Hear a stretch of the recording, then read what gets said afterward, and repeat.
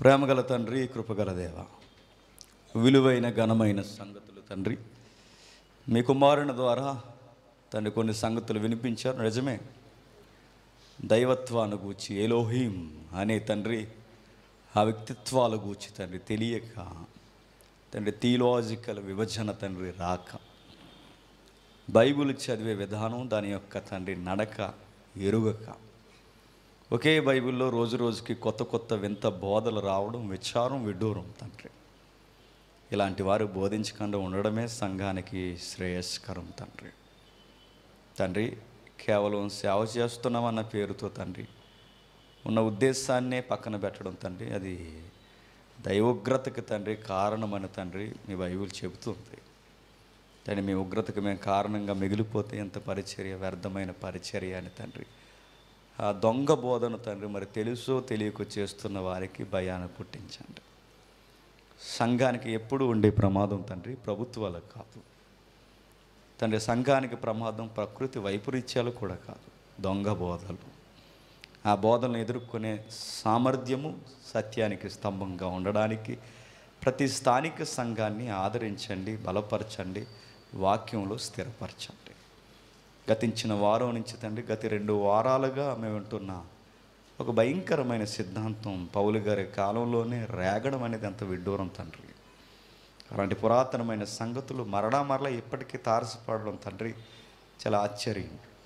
సంఘం అలాంటివి నమ్మకూడదని, అలాంటి వైపుకు పోకూడదని బాధ్యత ఎరిగిన మేము తండ్రి కనీసం కొందరినైనా తండ్రి వాక్యానుసారంగా నిలబెట్టాలని తండ్రి గతించిన 2 వారాల నుండి వివరించుకుంటూ వెళుతున్నాం. ఎంతమందికి అర్థమవుతుందో అది మీ వశం, మీ చిత్తం. మిగిలిన పరిస్థితులన్నింటినీ మీ చేతులకు అప్పగిస్తూ క్రీస్తున్నామని ప్రార్థన సమర్పిస్తున్నాం తండ్రి. ఆమేన్. జాగ్రత్తగా కొన్ని సంగతులు విందాం. మరి ఎంతమందికి గతించిన 2 వారాలు గుర్తుందో నాకు తెలియదు. గతికవాదాన్ని గూర్చి ఒక ఫిలాసఫీ ఫస్ట్ సెంచరీలో లేచింది. పౌలు గారు 3 వారాలు ఒక సంఘానికి పరిచర్య చేశాడు. మరలా జ్ఞాపకం చేస్తాను, జస్ట్ దాని అవుట్లైన్స్ బ్రీఫ్గా. ఆ ఏరియా ఏంటో మనకు తెలుసు. ఆయన రిస్క్ చేసి సువార్త చేశాడు అక్కడ. పౌలు గారికి ఒక విధానం ఉంటుంది ఆయన పరిచర్యకు. విధానం ఏంటంటే, ఎక్కడైనా వాక్యం చెప్పి వచ్చేస్తే అక్కడ ఏం జరుగుతుందో కాస్తంత కాంటాక్ట్లో ఉంటాడు ఆయన. మనలాగా కానుక ఎంత ఇచ్చాడని లెక్కెట్టుకోడు ఆయన. రోజు లెక్క పెట్టుకుంటారు. చాలామంది కోహనా మేధావులను చూసాం. అంటే ఏంటని అడగండి, అదో రకం. వీళ్ళు కొన్ని డేట్లు ఎవరు, వాళ్ళ డేట్ షెడ్యూల్ ఎట్లా ఇస్తారంటే, వీళ్ళు ముందు ఒక మీటింగ్ చేస్తారుగా, ఆ మీటింగ్కి బ్యాలెన్స్ సరిపోతే నెక్స్ట్ మీటింగ్కి నీకు డేట్లు దొరుకుతాయి. ఒకవేళ ఏమన్నా బడ్జెట్ తేడా వచ్చిందో నీకు డేట్స్ ఇవ్వరు. ఇది తెలియదు, మనం గొర్రెలం కదా, నిజంగానే గొర్రె పిల్లలం మనకు తెలియదు బయట జరిగే తంతుది. పౌలు గారు డబ్బు కోసం చేసే పరిచర్య కదట. ఆయనకు టైం ఉన్నా లేకపోయినా రిస్క్ చేసి సువార్త చేశాను. అందుకండి ప్రతి సువార్తికుడికి రైట్ మోడల్ ఎవరంటే చెప్పండి, పౌలు గారు. ఆయన దశలోనిక సంఘానికి సువార్త చేస్తున్నప్పుడు సంఘానికి ఎప్పుడు ఉండే పొంచుండిపోయే ప్రమాదం ఏంటంటే, దొంగ బోధలు ఊరకే పుట్టుకొస్తాయి. దొంగ బోధలు ఎందుకు పుట్టుకొస్తాయి? స్వలాభానికి పుట్టుకొస్తాయి. స్వలాభం ఏముంటుంది అంటే, ఒకటి వాళ్ళ మనసుకు ఉత్సాహమై నేనేదో రైట్ అని చెప్పుకోవడానికి ఉండాలి. 2 దాని నుండి ఏదన్నా చెప్పండి ఖజానా పెరిగే అవకాశమైనా ఉండాలి. ఏదో ఒకటి కాజు ఉంటుంది. లేదా ఆడు పూర్తిగా అదో రకమైన అయి ఉండాలి. ఎందుకంటే ఇంకాడు చెప్పిన ఇలాంటి మనుషులు ఆ రోజులో లేపారట. ఎవరికి లేపారు? తెస్సలోనిక సంఘంలో లేపుకొచ్చారట. 3 వారాలు ఆయన సువార్త చేశాడు. 3 విశ్రాంతి దినాలు. 3 వారాలంటే 3 వారాలు కాదు, చెప్పండి 3 రోజులు. ఎవరిది ఫోను? 3 రోజులు. 3 రోజుల తర్వాత వెంటనే అక్కడి నుంచి ప్రాబ్లం వచ్చింది. ఏమైందో మనకు తెలుసు. పౌలు గారిని కొట్టడానికి, చంపడానికి కిరాయి గోండాగాల్ని, బేడి బ్యాచ్ గారిని రెడీ చేశారు. ఆ రోజుల్లోనే బేడి బ్యాచ్ ఉంది. ఈ ఖాళీ గుండెవారు ఎవరైతే ఉన్నారో పని పాట లేని గోండాగాలను లేపి ఆ పౌలన్న వాడు ఉండడానికి వీల్లేదు, కఠోరమైన చర్యలు వాడి మీద తీసుకోవాలి, ఎట్లయినా సరే అతగాడిని కొట్టండి అన్నప్పుడు సంఘం ఎలక్ట్ అయిపోయింది. అయ్యో, మహానుభావుడు చనిపోతే సంఘానికి ఉండే కొరత అంతే ఎంత కాదు. ఎందుకంటే నీలాటోడు నాలాటోడు పోయినా 3వ రోజు ప్రార్థన చేసి భోజనం లేటెత్తారు, గొడవ ఉండదు, అంతే కదా. అలాంటి వాళ్ళు బతుకుండాలి. అలాంటి వాళ్ళు పౌలు లాంటి వారు, అలాంటి వ్యక్తులు బతుకుంటే సంఘానికి క్షేమాభివృద్ధి. అందుకే సంఘం రిస్క్ చేసి ఏం చేసిందంటే, అయ్యా మా పాటలు ఏమో మేము పడతాం, స్థానిక ప్రజలతో మేమేమో గొడవలు ఏమో మేము పడతాం, మీరు ఇక్కడ ఉండడానికి వీలేదు, అర్జెంటుగా వెళ్ళిపోండి అని ఉట్టిని పంపిస్తే బెరయా ప్రాంతానికి వచ్చాడు. అక్కడి నుంచి పై ప్రాంతాలు తిరుగుతున్నాడు. ఇలా తిరుగుతున్నప్పుడు పౌలు గారికి ఒక విజన్ ఉంది. ఆయన విజన్ ఏంటంటే, ప్రతి ఆత్మ బాగు ఎదుగుదల ఎలా ఉందో, పర్ఫెక్షన్ ఎలా జరుగుతుందో చూసుకుంటాడట. ఎవరు? పౌలు గారు. ఇలా చూసుకున్నప్పుడు వారికి కాంటాక్ట్లో ఉండడానికి మధ్యవర్తుల్ని పంపించాడు. ఆ మధ్యవర్తులు ఎవరో తెలుసు మనకి, తిమోతి, తీతు ఇలాంటి వాళ్ళని పంపిస్తే కొంత ఇన్ఫర్మేషన్ వచ్చిందట అక్కడి నుంచి. ఆ ఇన్ఫర్మేషన్ ఏంటంటే, అయ్యా గురూజీ మీకు విషయం చెప్పాలి, సంఘంలోనికి దొంగ బోధలు ఎంట్రీ ఇచ్చేసాయని. పౌలు గారు కంగారు పడ్డారు. ఏం బోధలు కాదయ్యా, మీకు చెప్పాల్సిన విషయం ఏంటంటే, ఫస్ట్ పాయింట్ ఏంటంటే, యేసు ప్రభు వచ్చి వెళ్ళిపోయాడని అక్కడ చెప్తున్నారు. అక్కడ ఒకడు ఉన్నాడండి, హరే రామకృష్ణ ఎవడో నాకు సరిగ్గా గుర్తులేదు, కానీ అక్కడక్కడ ఆ బోర్డులు ఉంటాయి, మీరు చూసారా? ఒకరోజు నేను జిమ్ రూమ్లో, నేను స్టార్టింగ్లో రక్షింపడినప్పుడు నేను దేవుళ్ళకి మారాను. దేవుళ్ళకి మారిన తర్వాత కూడా మరి అది జిమ్ పిచ్ ఉన్నోడికి అదో రకం, ఇంకా జిమ్కి వెళ్తూనే ఉంటాం. ఆ జిమ్కి వెళ్ళి జిమ్ చేస్తున్నప్పుడు ఒకడు ఉండేవాడు, నాకు ఒక ఫ్రెండ్ వైజాగ్ నుంచి వచ్చాడు. నేను ఆడికి మెల్లగా వాకింగ్ చెప్తున్నాను. వాకింగ్ చెప్తున్నప్పుడు ఆడు పక్క వచ్చి అన్నాడు, ఈ సెట్కి గ్యాప్లో బ్రీతింగ్ తీసుకోవడానికి టైంలో వచ్చి అంటున్నాడు, ఒరే వీరు నీకు విషయం చెప్పాలరా, యేసుప్రభు వచ్చి వెళ్ళిపోయాడు రా అన్నాడు. ఆడు అన్నాడు, మరి యేసుప్రభు వచ్చి వెళ్ళిపోయాడని ఎలా అనగలవరంటే, ఆయన వచ్చి వెళ్ళిపోయాడు రా, ఆయన ఎలా ఉంటాడు తెలుసా, ఎలా ఉంటాడు, నువ్వే చూసినట్టు చెప్తున్నాడు రా అని అడిగాను. ఆడు అడిగితే నాకు కొన్ని పుస్తకాలు తెచ్చి ఇచ్చాడు. ఆ పుస్తకాలు ఇప్పుడు మీరు నెట్లో సెర్చ్ చేయండి, ఎప్పటికో ఉంటాయి. ఆయన ఎవరు? రామకృష్ణ ఎవరు ఉంటారండి ఆయన. నేను ఇక్కడ ఈ రోడ్లో కూడా ఆయన బోర్డు చూశాను, నేను ఏబిఎస్పి అటు సైడ్. ఆయన ఏం చెప్తాడంటే, నేనే క్రీస్తుని, నేనే కృష్ణుణ్ణి, నేనే హల్లా, నేనే రాముణ్ణి, నేను సమస్త కలియుగ ఏదో ఉంటుందిలేండి, నేనే అన్నాడు. అన్నీ నేనే అని చెప్పినప్పుడు ఆడు వచ్చి నాకు చెప్తున్నాడు, వచ్చాడు రా, వెళ్ళిపోయాడు రా, 1900 అని మొదలెట్టాడు. ఎప్పుడు అదే 1959 ఏదో మొదలెట్టి మొత్తం మీద చెప్పుకొచ్చి ఆయన ఈయనేరని చూపితే, ఆ యేసుక్రీస్తు ఈయన అనగానే ఆయనకి తల ఊడిపోయి సూట్ వేసుకుని ఉన్నాడు. ఈయన అనుకున్నాను నేను, అంటే యేసుక్రీస్తు బట్టబొర ఉండకూడదని కాదు, కానీ ఈయన అని నేను కమక్కయ్యాను. ఎలా అంటే ఆయన చెప్పుకొస్తున్నాడు ఫిలాసఫీ. అంటే యేసుక్రీస్తు వారు గుర్తుపెట్టండి, మీకు ఎప్పుడైనా మత్తయి సువార్త 24వ అధ్యాయం మీకు కమాండ్ ఉందో లేదో నాకు తెలియదు. నేను ఒక మాట చెప్పినా, ఇందాక తమ్ముడు చెబుతూ గతించిన వారిని కూడా ఒక మాట చెప్పాను. క్యారెక్టర్ స్టడీలు ఎవరైనా చెప్తారండి, నేను మరలా చెప్తున్నాను. క్యారెక్టర్ స్టడీలు ఎంతకాలం మీరు చెప్పుకున్నా, మీరు కొన్ని సంఘాలకు పెద్ద ప్రాబ్లం ఏంటో చెప్పినా, వాళ్ళు ఎప్పుడు దీవెనలు, ప్రాస్పరిటీ, క్యారెక్టరు, కంపారిజన్ క్లాసులు, కంపారిజన్ ప్రసంగాలే తప్ప బేస్మెంట్లు చెప్పరు. ఎందుకంటే వాళ్ళకే తెలియదు చెప్పడానికి. అవి ఎప్పుడైతే తెలియలేదు, ఇలాంటి కల్ట్ గాస్పల్ దగ్గరకు వచ్చిందనుకోండి. ఏం దగ్గరకు వస్తుంది కల్ట్ గాస్పల్ అంటే, యేసుప్రభు దేవుడు కాదు, యేసుప్రభు దేవుని కుమారుడు, మనుష్య కుమారుడు, దేవుని కుమారుడు, దేవునికి పుట్టిన జ్యేష్ఠుడు.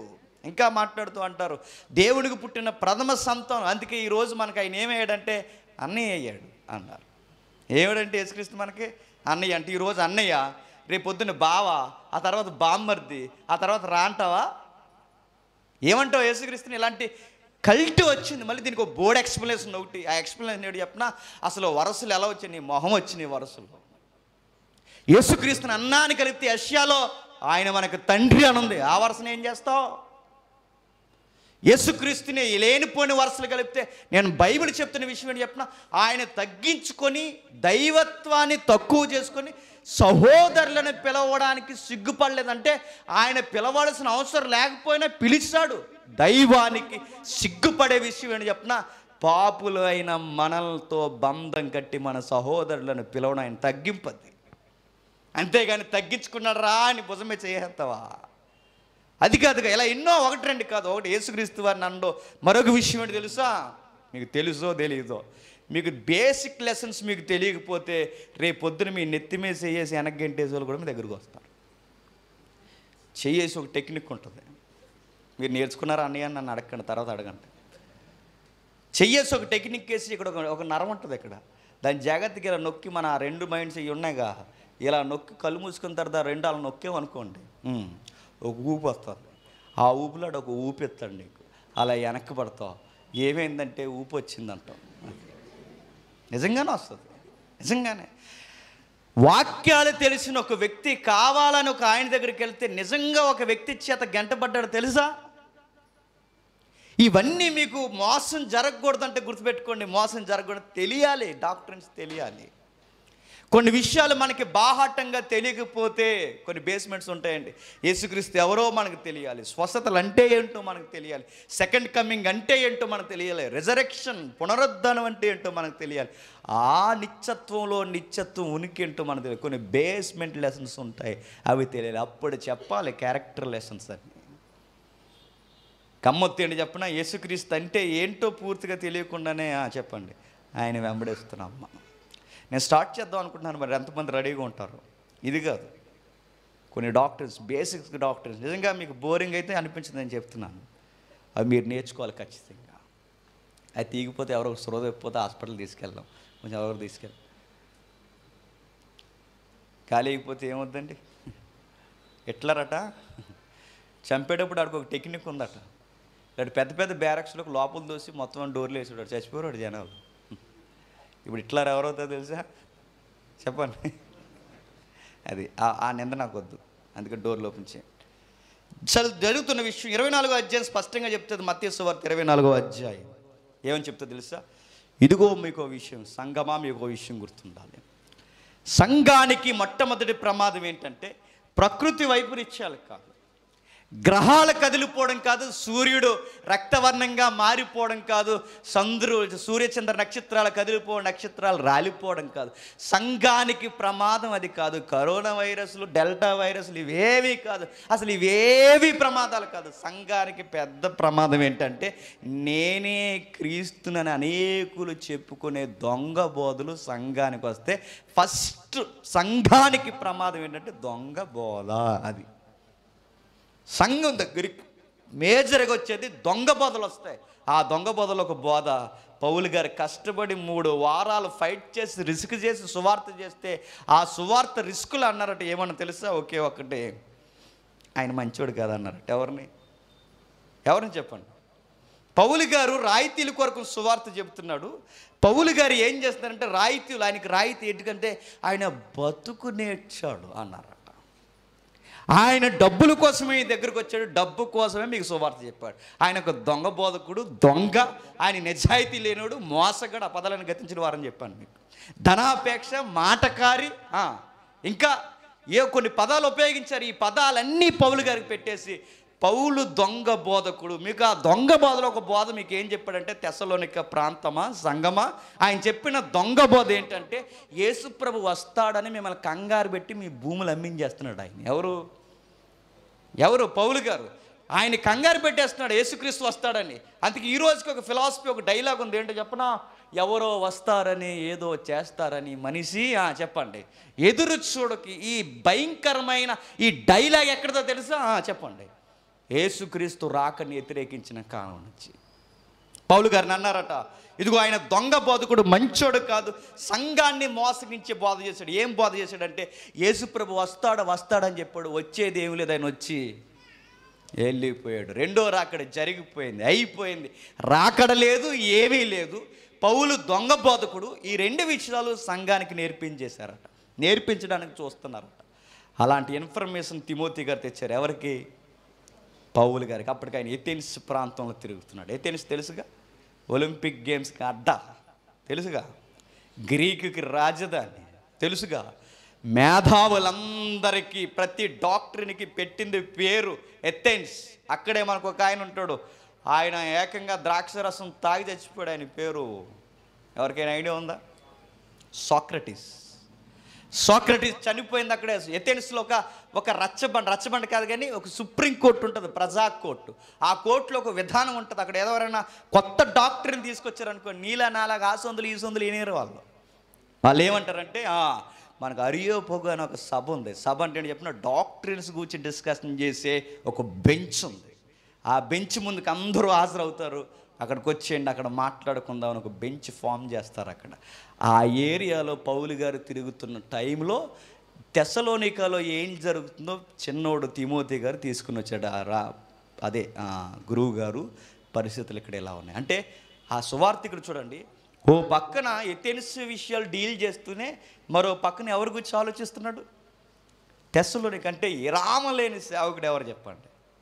పౌలు గారు. అలాంటి ఆయన మీద పెద్ద నిందేసేసారట. ఆయన పెద్ద మోసగాడు, ఆయన డబ్బు మనిషి, ఆయన ఎలాంటోడంటే అబద్ధాలు చెప్పుకుంటూ తిరుగుతున్నాడు, ఆయనను నమ్మకండి. ఆయన చెప్పిన అబద్ధాల్లో ఒక అబద్ధం ఏంటంటే, యేసుక్రీస్తు వచ్చి వెళ్ళిపోయాడు, ఆయనను నమ్మి మీరు మోసపోకండి అని చెప్పినప్పుడు ఇప్పుడు 2 క్వశ్చన్స్ వచ్చినాయి సంఘానికి. ఆ ప్రశ్నలు ఏంటో మనకు తెలుసు. ఇప్పుడు యేసుక్రీస్తు వచ్చాడా లేదా సంఘానికి తెలియాలి. 2, యేసుక్రీస్తు వచ్చేస్తే ఆయన గూర్చి శ్రమ పడాల్సిన అవసరం ఏమీ లేదు. ఎందుకంటే మన హోప్, మన నిరీక్షణ ఏంటంటే, ఒకరోజు ఇట్టి కాలపు శ్రమలు ఆ రాకడ దినమందు ఎన్నదగినవి కావు అని సిద్ధపడి ఆయన కొరకు మనం శ్రమ పడుతున్నాం. ఏ సుఖమైనా ఆ రోజు యేసుక్రీస్తు రాకల్లో వెలవెలబోతాయని మనం నమ్మే ఇక్కడ సుఖాలు వదిలేసుకుని బతుకుతున్నాం. ప్రతి విషయాన్ని మనం నిర్లక్ష్యం చేసి దేని కొరకు మనం బతుకుతున్నాం అంటే, మనకు ఒకటి గురి, మరణాత. మరణాత అంటే మిషన్ గుర్తురాకూడదు మీకు. మరణాత అంటే ప్రభువా త్వరగా రమ్ము అని. ఆయన గూర్చి ఎదురు చూస్తాం, మన జీతాల ఖర్చు చేస్తున్నాం. ఆయన గూర్చి ఎదురు చూస్తున్నాం, నిందలు భరిస్తున్నాం. ఆయన గూర్చి ఎదురు చూస్తున్నాం, దొంగ చాటుని పొడిచి ఎన్ని పోట్లు కూడా తట్టుకుంటున్నాం. ఆయన గూర్చి ఎదురు చూస్తున్నాం, రేయింపగల్లో ఆరోగ్యాన్ని పెట్టుబడిగా పెట్టి తిరుగుతున్నాం. ఆయన గూర్చి ఎదురు చూస్తున్నాం, ఉన్న బంధత్వాలు కూడా ఆయన గూర్చి వదిలేసుకోవడానికి రెడీ అయిపోయాం. మన అన్నిటికీ అల్టిమేట్ ఆన్సర్ ఒకే ఒక్కటే, ఆయన ఒక రోజు వస్తాడు. ఆ వస్తాడన్న ఒక్క గురి పెట్టుకుని బతికితే వీళ్ళు వచ్చి అన్నారట, ఆయన వచ్చేది ఏమీ లేదన్నారంట. ఇప్పుడు ఏమైపోవాలి అంటే, ఇప్పుడు జీతాలన్నీ వేస్టా, నిరీక్షణ అంతా వేస్టా, ఇన్ని చేసాం, మేము ఏమైపోవాలి అని అన్నప్పుడు దీనికి ఆన్సర్ చేస్తూ పత్రికలు రాశాడు. ఎన్ని పత్రికలు? 2 పత్రికలు. రెండో ప్రశ్న ఏంటో మనకు తెలుసు. ఒకటి, యేసుప్రభు రాకడ అయిపోయిందని, గతించిపోయింది. గతికవాదం అంటే గతించిపోయింది అన్నదాన్ని గతికవాదం అంటారు, అయిపోయిందని. రెండో ప్రశ్న ఏంటంటే, పౌలు మంచోడు కాదా? ఈ 2 విషయాలు డీల్ చేస్తున్నాడు. ఆ 2 విషయాలకి 2 అధ్యాయాలు అయిపోయినాయి మనకు 2 వారాలు. ఇప్పుడు మీకు పెద్ద డౌట్ వచ్చేది, అంటే 2 వారాలకు 2 అధ్యాయాలు అంటే ఈ వారానికి ఒక అధ్యాయమా? అంటే 5 అధ్యాయాలు అంటే ఇంకా 2 కాసులు ఉన్నాయి మమ్మల్ని తినేయడానికి అనుకుంటారు కదా. మీ మీద ఒట్టేది చెప్తుంది, ఈరోజు అయిపోద్ది. ఈరోజు ఏం కూర? ఆయనకి మాట్లాడలేదు ఏమైంది. మొత్తం మీద ఏదో ఒకటి త్వరగా అవగొట్టేద్దాం, త్వరగానే అవగొట్టడానికి చూస్తాను. ఎందుకంటే చాలా విషయాల్లోనే నాకు చెప్పాలని ఉంది. త్వరగా ఇది అయిపోతే, ఈ పత్రికలు అయిపోతే అసలు విషయాలకు వెళ్దామని ఉంది నా మనసు. చూద్దాం, వెళదాం ఒకసారి. ఎక్కడ విడిచిపెట్టాం కొన్ని పదాలు చూసి త్వరగా 3వ అధ్యాయానికి లాంగ్ జంప్ చేద్దాం. 2వ అధ్యాయం. ఏ 2వ అధ్యాయం? ఎలాంటికున్నారు లేదు అని చెప్పండి. 2వ అధ్యాయం 9వ వచనం నుండి. అవును సహోదరులారా, మా ప్రయాసము కష్టము మీకు జ్ఞాపకమున్నది కదా. మేము మీలో ఎవరికైనాను భారముగా ఉండకూడదని రాత్రింపగళ్ళు కష్టము చేసి జీవనము చేయుచు మీకు దేవుని సువార్త ప్రకటించితే. మీ గతించిన వారని చెప్పాం. ఒక సువార్తికుడికి ఉండాల్సిన గుడ్ క్వాలిటీ, మరలా ఒక సువార్తకు ఉండాల్సిన గుడ్ విల్, ఒక సువార్తకుడికి ఉండవలసిన టెస్ట్ మనీ ఏంటో తెలుసా? చెప్పండి. తన పోషణ నిమిత్తం తన ఎంతో కొంత కష్టపడాలి. ఆయన ఎంతో కొంత జీవనం చేయాలి. పౌలు గారు ఇచ్చే సవాల్ చేసే వచనం ఏంటంటే, నేను ఏ సంఘానికి బర్డెన్గా ఉండలేదు, ఎవరికి నేను భారంగా ఉండలేదు. నా అవసరతల నిమిత్తము, నా జీవనం నిమిత్తము చెప్పండి రేయింబగళ్ళు చెప్పండి కష్టపడ్డాడట. అంటే పౌలు గారి మినిస్ట్రీ ఎలా ఉండుంటుంది? బహుశా ఆయనకి టైం దొరికితే ఏదో పనికి వెళ్తాడు. మీకు పెద్ద ఆశ్చర్యకరమైన మాట అని చెప్పిన, ఈరోజు నైట్ పెద్ద ప్రసంగం చేసి ఎథెన్స్ లాంటి పెద్ద అరియపగానే ఒక ఇంటర్నేషనల్ సభలో ఆయన మాట్లాడి ఉదయం లేచి సీరియస్గా వెళ్ళి బరకలు కుట్టేస్తారట. ఎవరు? అది ఎలా ఉంటుందండి? మీకు అర్థమవుతుందో లేదో. రాత్రి అంత పెద్ద సభలో ఈయన మాట్లాడిందంటే ఆయనే. మరి ఆయననా బరకలు కొడుతున్నాడంటే ఈయనే. మరి ఈయనైనా రాత్రి మాట్లాడిందంటే ఆయనే. ఈరోజు మనం ఎలాంటి వాళ్ళని చెప్పినా 4 ప్రసంగాలు చెప్తే అక్కడ ఉన్న ఆకులు కూడా తీయం. మనం 4 ప్రసంగాలు మనం చెప్తే మనం సువార్థికులని ఎక్కడైనా గుర్తింపబడితే చెప్పండి సొక్క నలగనేమో. నేను చాలామందిని చూస్తానండి, చాలామందిని గమనిస్తానండి. పాస్టర్ గారు అయితే పని చేయకూడదా నేను అడుగుతున్నాను. నేను సవాల్ చేసే మాట నేను చెప్పినా, నా సెమినార్లో నాతో తిరిగిన వాళ్ళు చూడాలి. మన పని ఏడు చెప్పినా బాత్రూమ్లు క్లీన్ చేయడం అంతేగా. దొమ్మునోళ్ళు వస్తారని అడిగాను నేను. దొమ్మునోళ్ళు వచ్చారు 4. వాళ్ళకు పెనాయిల్ బాటిల్, నాకు సీపురు. సీరియస్గా చూసినప్పుడు సీరియస్గా చాలామంది చూస్తారు. మధ్య ఆ నైట్ టైం నిద్రపోకుండా శ్యామలా సిస్టర్ ప్రిపేర్ అవుతుంది. శ్యామలా సిస్టర్ మన క్లాస్ చెప్పిందిగా. శ్యామలా సిస్టర్ ప్రిపేర్ అవుతుంటే మన ఫ్యాంట్లు మడతాడే ఇక్కడ వరకు ఇలా మడతాడే సీపు పెట్టుకుని సీరియస్గా పెనాయిల్ బాటిల్ ఎట్టుకెళ్తుంటే ఆవిడ ఎవరు అనుకుంటుంది, నేనే జేమ్స్ని అంటాను. అనియా నువ్వు అంటే పెనాయిల్ బాటిల్ కావాలా? అంతే. మనకి ప్రసంగాలు చెప్పే మనమే పని కూడా చెప్పండి చెయ్యాలి. ఏ పనైనా చేయాలి. మన జీవన సంబంధమైన పనులు చేసుకోవాలి. మన సంఘంలో చిన్ని పనులు కూడా చేయడానికి సిగ్గుపడదు. ఎందుకంటే గుడ్ క్వాలిటీ ఉన్న సేవకుడు, సర్వెంట్ యొక్క లక్షణం ఏంటంటే ఆయన ఎవరికి బర్డెన్గా ఉండడు. మరో విషయం చెప్పిన, ఎవరితోనూ సేవ చేయించుకోవడానికి ఇష్టపడ్డ. ఎందుకంటే నేను సేవకుడిని అయితే ఇతరులకు నేను సేవ చేయాలి తప్ప నాకు ఎవడు సేవ చేయాలి. అది సేవకుడు అంటే. పేరు సేవకుడు కానీ ఆయన ఎవరికి సేవ చేయడు. ఆయనకే సేవ చేయాలి. అందరూ తలనొక్కేవాడు. మాకు సిగ్గు ఉండాలండి. తలనొక్కేవాడు ఒకడు, కాలు నొక్కేవాడు. వయసు అయిపోయిన ఆయనకి నొక్కేమంటే ఒక అర్థం ఉంది. ఎందుకంటే పెద్ద ఆయనకి వయసు అయిపోయింది కాబట్టి. నాకు నొక్కితే ఎలా ఉంటుందండి?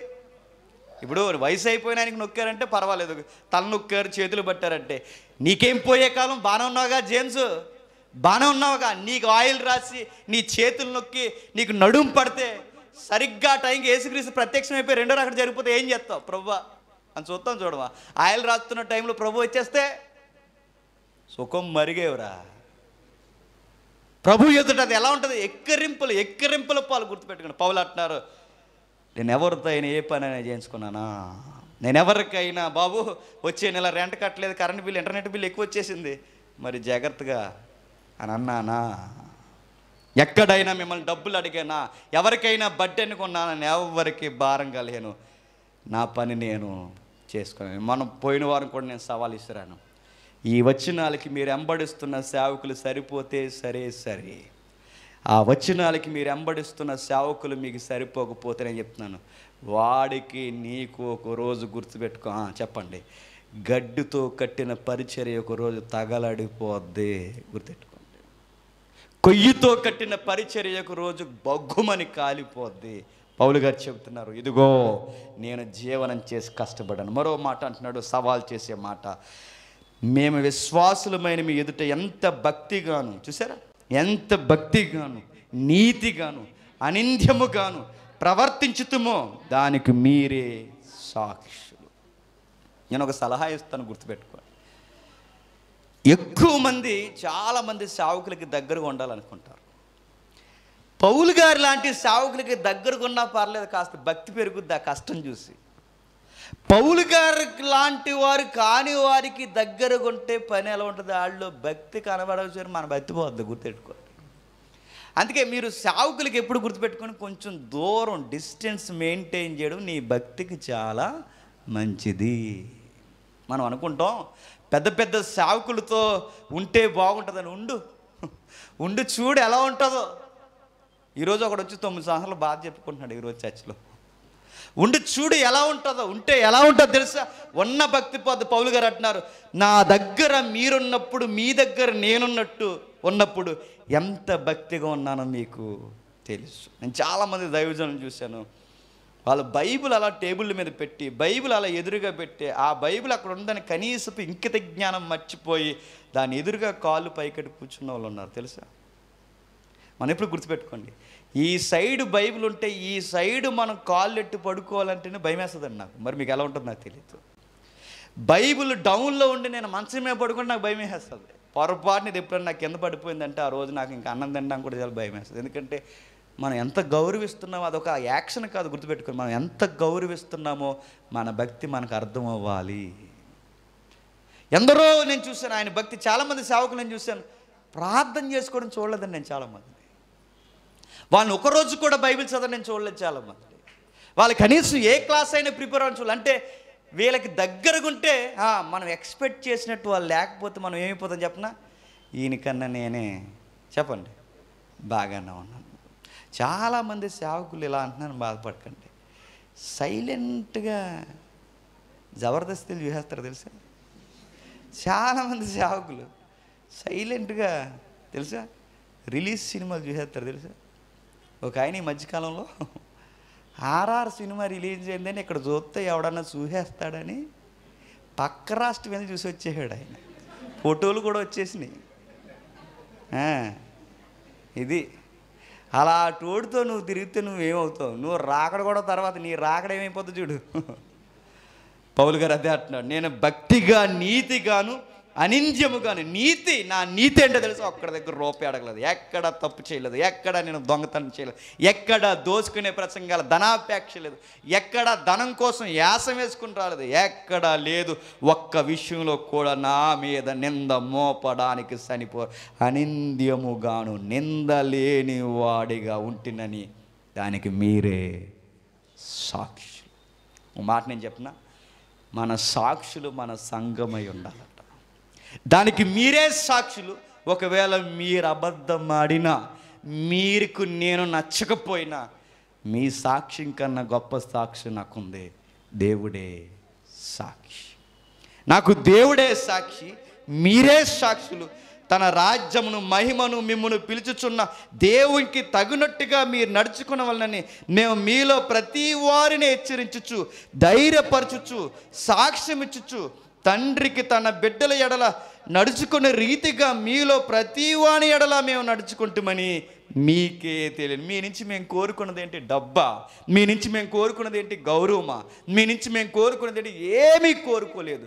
మీ నుంచి మేము కోరుకున్నది ఏంటంటే ఒకే ఒక్కటి, దేవునికి తగినట్టుగా నడుచుకోండి.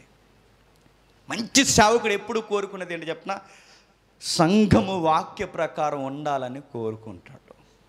మంచి సేవకుడు కోరుకునేది ఏంటి చెప్పిన, వాళ్ళు ఎక్కడున్నా వాక్యానుసారంగా ఉండాలని కోరుకుంటాడు. మంచి సేవకుడు కోరుకునేది ఏంటి చెప్పిన, వీళ్ళు దేవునికి దగ్గరగా ఉండాలని కోరుకుంటాడు. చెడ్డ సేవకుడు కోరుకునేది ఏంటి చెప్పిన, వీళ్ళు అర్జెంటుగా నాకు దగ్గరగా ఉండాలని కోరుకుంటాడు. చెడ్డ సేవకుడు గుర్తేంటో చెప్పిన, వారు నా మాటిని నా చెప్పు చేతల్లో నడుచుకోవాలంటారు. చాలామంది సేవకుడిని గౌరవించాలని ఒక ఫ్రేమ్ తీసుకుని అజమాయిషీ చేసి సంఘాన్ని బానిసలు చేసి ఆడించేసే సేవకులు ఉన్నారు తెలుసా. ఒక విషయం చెప్తాను, ఇష్టపడి సేవ చేయడం వేరు, బలవంతంగా సేవ చేయించడం వేరు. చాలామంది సేవకులు చేసే తప్పు ఏంటంటే, అందరూ కదలండి, కొందరు ఏదో ఒక పని చెప్తారు, ఆ పని చేయకపోయేసరికి వాళ్ళు ఏమంటారు చెప్పినా, దేవుడు అంటే భయం లేదా నీకు, దేవుడు అంటే నీకు బాధ్యత లేదా, దేవుని పని అంటే సేవకుడు అంటే గౌరవం లేదా. ఎందుకని చెప్పిన పని ఏంటనుకున్నారు, కొడి దగ్గరికి వెళ్ళి కొడుగుడ్లు తెమ్మండు వాళ్ళ ఇంట్లోకి. ఇది వీళ్ళు చెప్పే పనులు. వాళ్ళ మార్కెట్కి పోయి వాళ్ళ ఇంట్లోకి అదేదో సంత ఉంటుంది, ఆ సంత తేడానికి దీని కొరకు అజమాయిషీ చేసి బతికేసే వాళ్ళు, నోరు పెద్దదేసుకుని విశ్వాసుల్ని భయపెట్టి బతికేసే వాళ్ళు లేరు. పౌలు గారు అనేది ఒకే ఒక్కటే, మేము మాకు దగ్గరకు ఉండాలని, మేము చెప్పినట్టు నడుచుకోవాలని ఏ రోజు మేము అడగలేదు. మేము అడిగింది అల్లా ఒకటే, దేవునికి దగ్గరగా తగినట్టుగా నడుచుకోవాలి. ఆ విషయంలో హెచ్చరించాం, ధైర్యం చెప్పాం, ఎన్ను తట్టాం, ప్రోత్సహించాం. ఎట్లా అంటే, తండ్రి తన బిడ్డల ఎడల ఎలా నడుచుకుంటాడో అలా నడుచుకున్నాం. 2 మాటలు ఉపయోగించాడు చూడండి, తల్లిలాగా ప్రేమించాను, తండ్రిలాగా హెచ్చరించాను. అంటే పేరెంటల్ కేర్ వర్షిప్ చేస్తున్నారు వాళ్ళు. వారి ఆరాధన క్రమం ఎలా ఉందో చూడండి.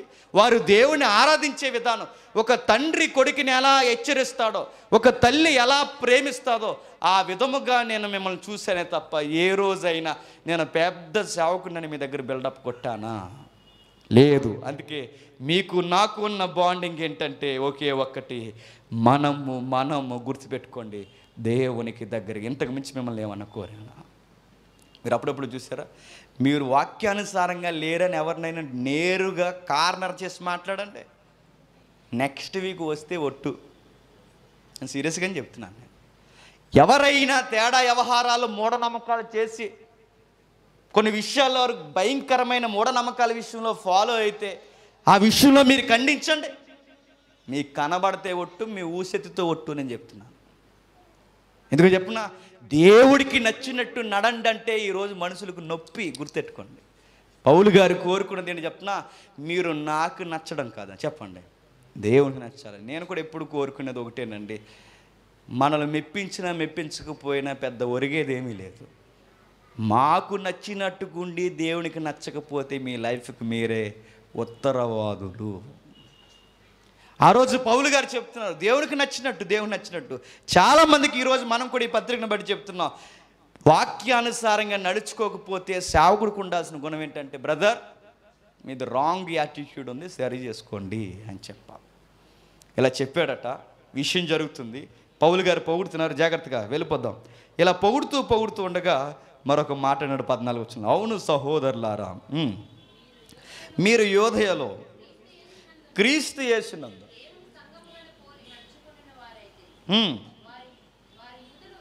వారి యూదుల వలన అనుభవించినట్టి శ్రమలే మీరును మీ సొంత దేశస్థుల వలన అనుభవించితిరి. పెద్ద జోకండి చెప్పనా.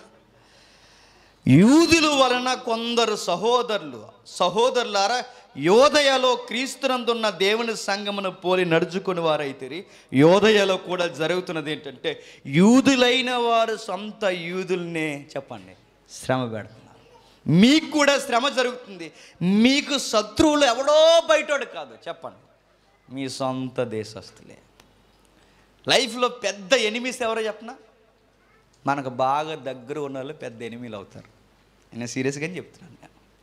పెద్ద శత్రువు మన గురించి తెలియనోడు కాదు, చెప్పండి, మన గూర్చి బాగా ఎరిగి ఆడే మనకు పెద్ద శత్రువు అవుతాడు. ఆ రోజు పౌలు గారు సంఘానికి చెప్తున్న మాట చూడండి, మీ సొంత దేశస్తులే మీకు శత్రువులుగా వ్యవహరిస్తున్నారు. మీకు శ్రమలు బయట నుంచి రాలేదు, ఈజిప్ట్ నుంచి రాలేదు, ఇజ్రాయెల్ నుంచి, అది ఏరే ప్రాంతం నుంచి రాలేదు. మీకు సొంత ప్రాంతం తెసలోనిక ప్రాంతం వారే మీకు శత్రువులు అయిపోయారు. ఈయన చెబుతూ అంటున్నాడు, అయితే ఒక విషయం, ఆ యూదులు తమ పాపమును ఎల్లప్పుడూ సంపూర్తి చేయుటకే ప్రభువు యేసు అయిన ప్రవక్తులను చంపిరి, హింసించిరి. అన్యజనుల రక్షణ పొందుటకై వారితో మేము మాట్లాడకుండా మమ్మల్ని ఆటంకపరచుచు దేవునికి ఇష్టలు కాని వారును మనుషులందరూ విరోధులై ఉన్నారు. దేవుని ఉగ్రత తొదమట్టుకు వారి మీదకి వచ్చును. ఒక మాట అంటున్నాడు చూడండి, మిమ్మల్ని ఆటంకపరుస్తున్న వారు ఎవరైతే ఉన్నారో దేవుని పక్షాన ఒక మాట చెప్తున్నాను, సంఘానికి ఆటంకపరిచేవారు ఎవరైనా, తెసలోనిక సంఘమా పౌలని నేను ఒక మాట మీకు చెప్తున్నాను, వాళ్ళ జీవితాలకు అంత మంచిది కాదు. ఒక మాట నేను చెప్పనా, యథార్థముగా రాకడ కొరకు ప్రభు కొరకు కనిపెట్టుకుని బ్రతికి సువార్తలో వారి విరామం లేకుండా పట్టుకున్న విశ్వాసం కొరకు పరిగెడుతున్న ఎవరైనా అడ్డొస్తే వాళ్ళకి దేవుడు అడ్డొస్తాడట. వాళ్ళు యూదులైనా ఇశ్రాయేలైనా ఎవడైనా వాళ్ళు మీకు అడ్డొస్తే వాళ్ళ మీదకి తుదమట్టుకు ఎగేసుకుని వచ్చేస్తాడట. ఎవరు? దేవుడు. అంటే దశలోనిక సంఘాన్ని ఎవరైతే ఇబ్బంది పెడుతున్నారో వాళ్ళకి డైరెక్ట్గా లెటర్లో వార్నింగ్ ఇస్తున్నాడు పౌలు గారు. మీకు ధైర్యం చెప్తున్నాను, వాళ్ళకి వార్నింగ్ ఇస్తున్నాను, వాళ్ళకి ఒక రోజు దేవుని ఉగ్రత అంటే ఏంటో చూస్తారు. నీకు కూడా ఒక మాట నేను చెప్పనా, ఎవరైనా యథార్థంగా సేవ చేసుకుంటూ వెళ్ళిపోతే శాతనైతే సహాయం చేయండి, వెన్ను తట్టండి. ఆడికి కానీ అడ్డొచ్చారో చెప్పండి, మీరు కోరుకొని వెళ్ళి కాలర్ ఎవరి ముందు ఎగరేస్తున్నారు తెలుసా? చెప్పండి. దేవుడి ముందు. కాలర్ దేవుడి ముందు ఎగరేస్తే ఏమవుద్ది? కాలరు మెడ చెప్పండి తలకాయ మొత్తం ఏమీ లేకుండా వంచి పంపించేస్తాడు ఆయన. అంటే దేవునికి ఒక సేవకులకి ఎదురెళ్ళడం, ఎవరికి ఎదురెళ్ళడం? దేవునికి ఎదురెళ్ళడం. అదే పౌలు గారు చెప్తున్నారు, టెన్షన్ అవ్వకండి. మిమ్మల్ని ఇబ్బంది పడుతున్నారా? ఈ 2వ అధ్యాయం అంతా ఏం చెప్తున్నాడంటే, మొదటి అధ్యాయం అంతా మీరు కంగారు పడకండి ఎంకరేజ్ చేశాడు. 2వ అధ్యాయం అంతా చెప్పుకొస్తూ మా మీద నెగిటివ్ టాక్స్ నడుస్తున్నాయని విన్నాం. మేము ఎలాంటి వాళ్ళో మీకు తెలుసు, మీరు ఎలాంటి వాళ్ళో నాకు తెలుసు, నేను ఎలాంటి వాళ్ళో దేవునికి తెలుసు అని 2వ అధ్యాయంలో తనను తాను ప్రూవ్ చేసుకుంటున్నాడు. అదే 2వ అధ్యాయంలో 3వ పాయింట్ ఏం చెప్తున్నాడంటే, మీకు అడ్డొచ్చిన వాళ్ళ సంగతి కూడా దేవుడు చూస్తాడు. ఇప్పుడు 17వ వచనం భాగం మారింది. 17వ వచనం, సహోదరులారా, మేము శరీరమును బట్టి కొద్ది కాలం మిమ్మల్ని ఎడబాసి ఉన్నను, మనస్సును బట్టి మీ దగ్గర ఉండి మిగులు అపేక్షతో మీ ముఖము చూడవలనని మరి ఎక్కువగా ప్రయత్నం చేసింది. మంచి సేవకుడికి ఉండే గుణం ఏంటంటే త్వరగా వెళ్ళి సంఘాలు చూడాలనుకుంటారు. ఈ రోజున్న సేవకులకు ఉండే గుణం ఏంటంటే త్వరగా వెళ్ళి రిలీజ్ సినిమా చూసేయాలనుకుంటున్నారు. అది మనకు వాళ్ళే నచ్చుతారులేండి. త్వరగా మిమ్మల్ని సంఘాలు చూడాలని. ఎక్కువ సేవకులు ఎక్కడ టైం గడుపుతారు చెప్పిన? వాళ్ళ ఫ్యామిలీ కన్నా సంఘంలోనే టైం ఎక్కువ గడుపుతారు. ఎందుకంటే సేవకుడి యొక్క గుణం అపేక్ష అంటే నేను టెంప్ట్ అవుతున్నాను త్వరగా సంఘానికి రావాలని, మిమ్మల్ని చూడాలనుకుంటున్నాను, మీ ముఖం చూడాలనుకుంటున్నాను, మరి ఎక్కువగా ప్రయత్నం చేస్తున్నాను. కాబట్టి మేము మీ యొద్దకు రావాలని ఇంటిమి. పౌలను నేను పలుమార్లు రావాలని ఇంటిని కానీ సాతాను మమ్మును అభ్యంతరపరచును. ఏదో ఒక ఆటంకం వచ్చేస్తుంది అక్కడ దశలోనికి వద్దామంటే, ఏదో ఒక ఇబ్బంది జరిగిపోతుంది. వద్దాం అనుకుంటున్నాను. కానీ ఒక విషయం, ఒకవేళ వద్దామన్న ఆశ, బాగా వినాలి, వద్దామన్న ఆశ, మీ దగ్గరికి రావాలన్న ఆశగానే ఒకవేళ ఉండిపోయి ఈ సాతాను బంధకాల వలన నాకు జరగకూడనిది ఏదైనా జరిగితే, నేను రావాలన్న టైంలో రాలేక నా లైఫ్కి ఆటంకం ఏదైనా అయితే, ఒకవేళ నేను ఎక్కడైనా చావనే బంధకాల్లో ఇరుక్కుపోతే, నా నిరీక్షణలో ఒక ఆశ అయితే మాత్రం బతుకుంటుంది. ఈ భూమి మీద నేను బ్రతికలేకపోవచ్చు. కానీ ఒక విషయం గుర్తుపెట్టుకోండి, ఒకవేళ మిమ్మల్ని చూడాలన్న ఆశ ఉండగానే నేను చచ్చిపోతే ఒకరోజు మాత్రం మిమ్మల్ని చూస్తాను. ఆ రోజు ఏంటో తెలుసా? మన నిరీక్షణ అయిన ఆనందమైనను అతిశయ కిరీటమైన ఏదైనా మన ప్రభు అయిన యేసు రాకడ సమయమందు ఆయన ఎదుట మిమ్మల్ని చూస్తాను, నా ఆనందము మీరే కదా అన్నాడు. ఒక సేవకుడు, ఒక సంఘం ఎలా బతకాలో తెలుసా? ఒకరోజు మనం అందరం చెప్పండి కలుసుకుంటాం. ఒకరోజు మనం అందరం కలుసుకుంటాం. పౌలు గారు ఎక్కడో ఇరుక్కుపోయాడు, ఎథెన్స్ ప్రాంతంలో తిరుగుతున్నాడు. అప్పటికే ఎక్కడికక్కడే ఆయన మీద కత్తులు నూరేసి రెడీగా ఉన్నారు. ఎవరి మీద? పౌలు గారి మీద. ఎక్కడికక్కడే శత్రువర్గం పెరిగిపోయింది. ఏ టైం అయినా జరగచ్చు. సాతానుగాడే పెద్ద శత్రువు, సాతానుగాడి ఏజెంట్లు కూడా నాకు శత్రువు. ఎక్కడికక్కడే శత్రువులు పెరిగిపోయారు. రావాలనుకుంటున్నాను, టైం కుదరట్లేదు. చూడాలనుకుంటున్నాను, సమయం దొరకట్లేదు. ఎలా చూసినా నాకు అస్సలు మిమ్మల్ని చూడాలన్న ఆశ నాకు పెరుగుతున్నప్పుడు రాలేకపోతున్నాను. ఇది ఒక విషయం. నేను రాలేకపోయిన ఒక విషయం గుర్తుపెట్టుకున్నాను, ఒకరోజు మిమ్మల్ని నేను చూస్తాను. ఎక్కడ చూస్తానంటే మనకొక నిరీక్షణ ఉంది. ఆ నిరీక్షణలో ఆనందం ఉంది. ఆ నిరీక్షణలో ఆనంద కిరీటం ఉంది. ఆ నిరీక్షణలో ఆనందము, కిరీటము, మహిమ ఏదైనా ఉంది అంటే అది మీరే అంటాడట. పౌలు గారి విషయంలో ఒక మాట చెప్తున్న ఒక ఉదాహరణ చూద్దాం. రాకడ సమయమందు, బాగా వినాలి, రాకడ సమయమందు పౌలు గారికి ఆనందం ఏదన్నా ఉంది అంటే, ఒక సేవకుడికి ఆయన యేసుప్రభు రాకడ ఎదుర్కొన్న వెంటనే వెనక్కి తిరిగి ఒక విషయం చూసుకుంటాడట. ఇన్ని రోజులు నేను సువార్త చెప్పిన వారు ఎవరైనా నా వెనక ఉన్నారా? వాళ్ళుంటే ప్రభు రాకడ ఆనందంలో వీరిని బట్టి మరీ ఆనందపడిపోతాడట. ఎవరైనా ఒకవేళ ఎంతకాలం మనం వాక్యం చెప్పి మీరు ఎవరైనా ఆ రోజు అక్కడ లేరనుకోండి, ఇక్కడ వాక్యం చెప్పిన సేవకులు ఎలా ఉంటారు చెప్పిన? యేసుప్రభు రాకడలో ఆనందంతో పాటు ఎక్కడో వాళ్ళకి చెప్పండి బాధ ఉంటుందట. మంచి సేవకుడి గుణం చూడండి. యేసుప్రభు రాకడ సమయంలో మిమ్మల్ని ఎలా అయినా ఎదుర్కొంటాను. ఇప్పుడు నేను చూడకపోవచ్చు, కానీ ఒక రోజు నేను చూస్తాను. ఇప్పుడు మిమ్మల్ని ఎదుర్కోపోవచ్చు, ఒక రోజు నేను చూస్తాను. నా రాకడను మనస్సు పెట్టుకుని నేను చెబుతున్నాను, నా పరిచర్య ఒకరోజు సెలబ్రేషన్ డే ఉందని నేను ఎదురు చూస్తున్నాను. సేవకుడికి, విశ్వాసులకి ప్రభు రాకడ ఏడే తెలుసది? చెప్పండి. మేడే కాదు, ఏడే చెప్పండి. Celebration day. ప్రభు కొరకు ఎదురు చూసేవారికి ఆ రోజు సంబరాల పండగ దినం. ఆ రోజు, ఆ పండగ దినం కొరకు ఈరోజు అన్నీ మనం అనుసుకొని బతుకుతామట. ఒక సాక్ష్యం చెప్తాను చూడండి. సెయింట్ జెరోమ్ అని ఒక ఆయన ఉన్నాడు. ఆయన జీవితాన్ని ఒకసారి మనం పరిశీలించాలి. ఆయన 15-16 శతాబ్దాల మధ్య కాలం.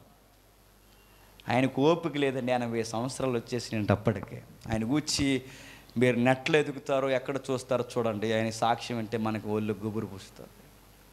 80 సంవత్సరాలు ఎప్పుడు ఆ వృద్ధాప్యంలో ఉన్న ఆయనకి వయసున్న దగ్గర నుంచి ఆయన పని ఏంటో తెలుసా? యేసుప్రభు ఎప్పుడు వస్తాడా అని ఆ గుర్తులు చూసుకునేవాడట. బైబిల్ అలా దగ్గర పెట్టుకుని అలా చూసుకుంటూ బతికేసేవాడట. ఆయన పని ఏంటంటే ఒకే ఒక్కటి, అలా వాక్యాలు ఆ ఇంటికి ఈ ఇంటికి, ఆ ఇంటికి ఈ ఇంటికి చెప్పుకుంటూ వెళ్ళిపోతున్నప్పుడు ఒకరోజు ఆయనకి శిష్యులు ఉంటారు కానీ, ఏదో పాస్టర్ గారికి 4 శిష్యులైనా ఉంటారు. పాస్టర్ కాకుండానే మనకు లేరు, ఉంటారు ఎవరో ఒకరు. ఆ శిష్యులు వచ్చి అన్నారట, అయ్యా మీకు విషయం చెప్పాలి. తండ్రి సమానులు, పెద్దవారు, అయ్యా మీకు ఓపిక అయిపోయింది, ఇంకా ఎలాగ మంచి పరిచర్య చేశారు, మంచి పోరాటం పోరాడితే మీ పరుగు కడముట్టించే దినాలు దగ్గరకు వచ్చేసాయి. ఇంకెందుకయ్యా మీ ఇంకా ప్రయాసపడతారు? ఇంకా అరుగులు నడుస్తూ అక్కడక్కడ కూర్చుని ఇదంటే ఎండను పడి తిరిగి వయసంతా అయిపోయింది, మీరు ఎక్కడ తిరుగుతారయ్యా? చేసిన పరిచర్య ఎప్పటికే చాలు. మాలాంటి వాళ్ళని ఎంతోమందిని మీరు రక్షించారు, ఇక ఈ చివరి చర్మాంకంలో మీరు రెస్ట్ తీసుకోండి అంటే అప్పుడు ఆయన అన్నాడట, మంచి సలహా ఇచ్చారా అనలేదట.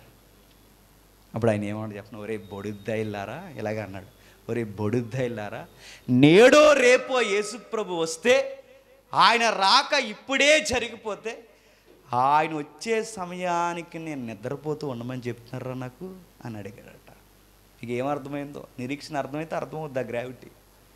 ఆయన వచ్చే సమయానికి సరిగ్గా ఆయన ఇప్పుడే వచ్చేస్తే, నేను నిద్రపోతూ ఉంటే ఆయన ఎదుర్కోడు నాకు సిగ్గుపడే దినవతి.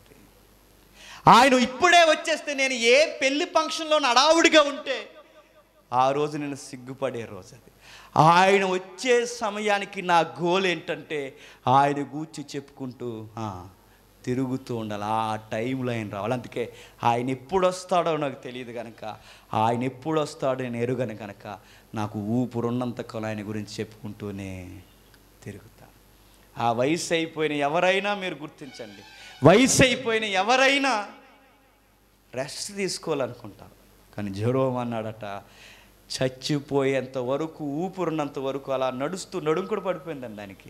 ఆ నడుము అలా లేపుకుని చిన్న చేతికర్ర వేసుకుని ఆరుగును పట్టుకుని అరుగులు అలా పట్టుకుని ఆ స్తంభాన్ని పట్టుకుని అలా ఇంటింటికి వెళ్ళి నలుగురికి వాక్యాలు చెప్పుకుంటూ అలా చచ్చిపోయాడట ఆయన. అలాగే కన్నుమూసాడు. ఎందుకు నీకు ఇంత ప్రయాసం అని అడిగితే శిష్యులకు చెప్పాడు, నా ప్రభు వచ్చేస్తే ఆయన దగ్గర నేను పని లేనోళ్ళ మిగిలిపోవడం నాకు ఇష్టం లేదు.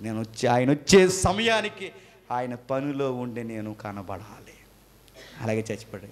నేను అడుగుతున్నాను, ఈ వయసు మనకు వస్తే ఏం చేస్తాం చెప్పండి? ముచ్చట్లెట్టు కూర్చుంటాం మనం, ఏం చేస్తాం చెప్పండి? బైబిల్లో రాయబడిన తిమోతి పత్రికలో ఆ వయసు మనకు వచ్చేస్తే మనం ఏం చేస్తాం? ముసలమ్మ ముచ్చట్లు. చాలామంది ముసలమ్మను కదపకూడదు, పొరపాటుని కదిపామో ఇంక మొదలెడతారు. ఆ రోజుల్లో వద్దు వెళ్ళిపోతానంటాం మనం. కాదు, ఒక నిమిషం ఆగరా అంటుంది. అది కాదు, ఏదో ఒకటి చెప్తే అది మొదలెడుతుంది. ఆ రోజుల్లో నేను వాళ్ళకి ఎంత ఇచ్చాను తెలుసా, ఎంత ఇస్తే మాకు ఎందుకు అనుకుంటాం, మనసులో వదలదు. వెళ్ళిపోతుంటే ఆగరా అంటుంది, మళ్ళీ ఆగుతాం, మళ్ళీ మొదలెడతారు. మా మనవడ కింద ఇచ్చాను, మా మనవరాల కింద ఇచ్చాను, మా కొడుకు కింద ఇచ్చాను, అది ఇచ్చాను, ఇది ఇచ్చాను. అప్పుడు అనిపిస్తుంది నీ కిడ్నీ ఇచ్చేపోయో తొరగపోదు అనిపిస్తుంది మనకి. ఎందుకు ఈ ముచ్చట్లు? వయసు అయిపోయిన తర్వాత వీళ్ళ ముచ్చట్లన్నీ ఎలా ఉంటాయి చెప్పున? వీళ్ళన్నీ ముసలమ్మ ముచ్చట్లు, అంటే అయిపోయిన గతాన్ని చెప్పుకుంటూ కూర్చుంటారు. కానీ వయసు అయిపోయినా మనకు గుర్తుండాల్సింది ఏంటో చెప్పిన, మన ప్రభువు గూర్చి చెప్పుకుంటూ తిరగాలట. నేను ఒకరోజు రాజమండ్రి గవర్నమెంట్ హాస్పిటల్కి వెళ్ళిన, ఒక మెడికల్ సర్టిఫికేట్స్ ఉంటాయి రేప్ కేసుల్లో. దానికి వర్జిన్ టెస్ట్ జరుగుద్ది. ఈ డ్యూటీ నిమిత్తం దానికి మెడికల్ సర్టిఫికేట్ తీసుకోవడానికి వెళ్తే ఒక పెద్ద ఆవిడ ఉంది అక్కడ. ఆ పెద్ద ఆవిడ దగ్గరికి వెళ్ళి అలా చూస్తూ వస్తున్నప్పుడు ఆ పెద్ద ఆవిడ బయట ఏడుస్తుంది. ఆవిడ నేను ఎప్పుడో చూసారనిపించింది నాకు. ఆ గతంలో ఆవిడ సారా అమ్మేది. ఎప్పుడో వాళ్ళు రైడ్ చేసాం మేము, నాకు గుర్తుంది. వయసు అంతా అయిపోయిన తర్వాత తీసుకొచ్చి కాలు చేతులు పడిపోయి తీసుకొచ్చి గవర్నమెంట్ హాస్పిటల్లో పడేయారు. మొత్తం సీరంతా మాసిపోయింది, అక్కడే యూరిన్ పోసేస్తుంది. ఇంకా లెగడానికి కూడా ఏమి టైం లేదు, ఏమి లేదు, వయసు అంతా అయిపోయింది. ఆమె ఏమని ఏడుస్తుంది, బుర్రంతా చెదిరిపోయింది, మెంటల్ది అయిపోయింది. ఏమని ఏడుస్తుంది చెప్పిన, నా నేళ్ళు దగ్గరికి వెళ్ళి అడిగాను, ఏమైనా తింటావా అన్నాను. అసలు ఏం మాట్లాడదు, మనం అడిగే క్వశ్చన్కి ఆన్సర్ లేవు. ఆవిడ ఏం చెప్తుందో చెప్పినా వెంటనే మొదలెట్టింది. మా కొడుకు వస్తా అన్నాడు, డబ్బులు ఇచ్చాను ఆడికి ₹1,00,000. ఇంక ఇదే గొడవ. ఇంకా ఆడు కొడుకు వస్తా అన్నాడు. ఎవడు నీ కొడుకు అని అడిగితే రోజు అదే పాఠమంట. పక్కన ఆయన వచ్చి చెప్తున్నారు, బాబు ఆవిడ రోజు అలాగే చెప్తుంది, కొడుకు ఎవడు రాడు అని.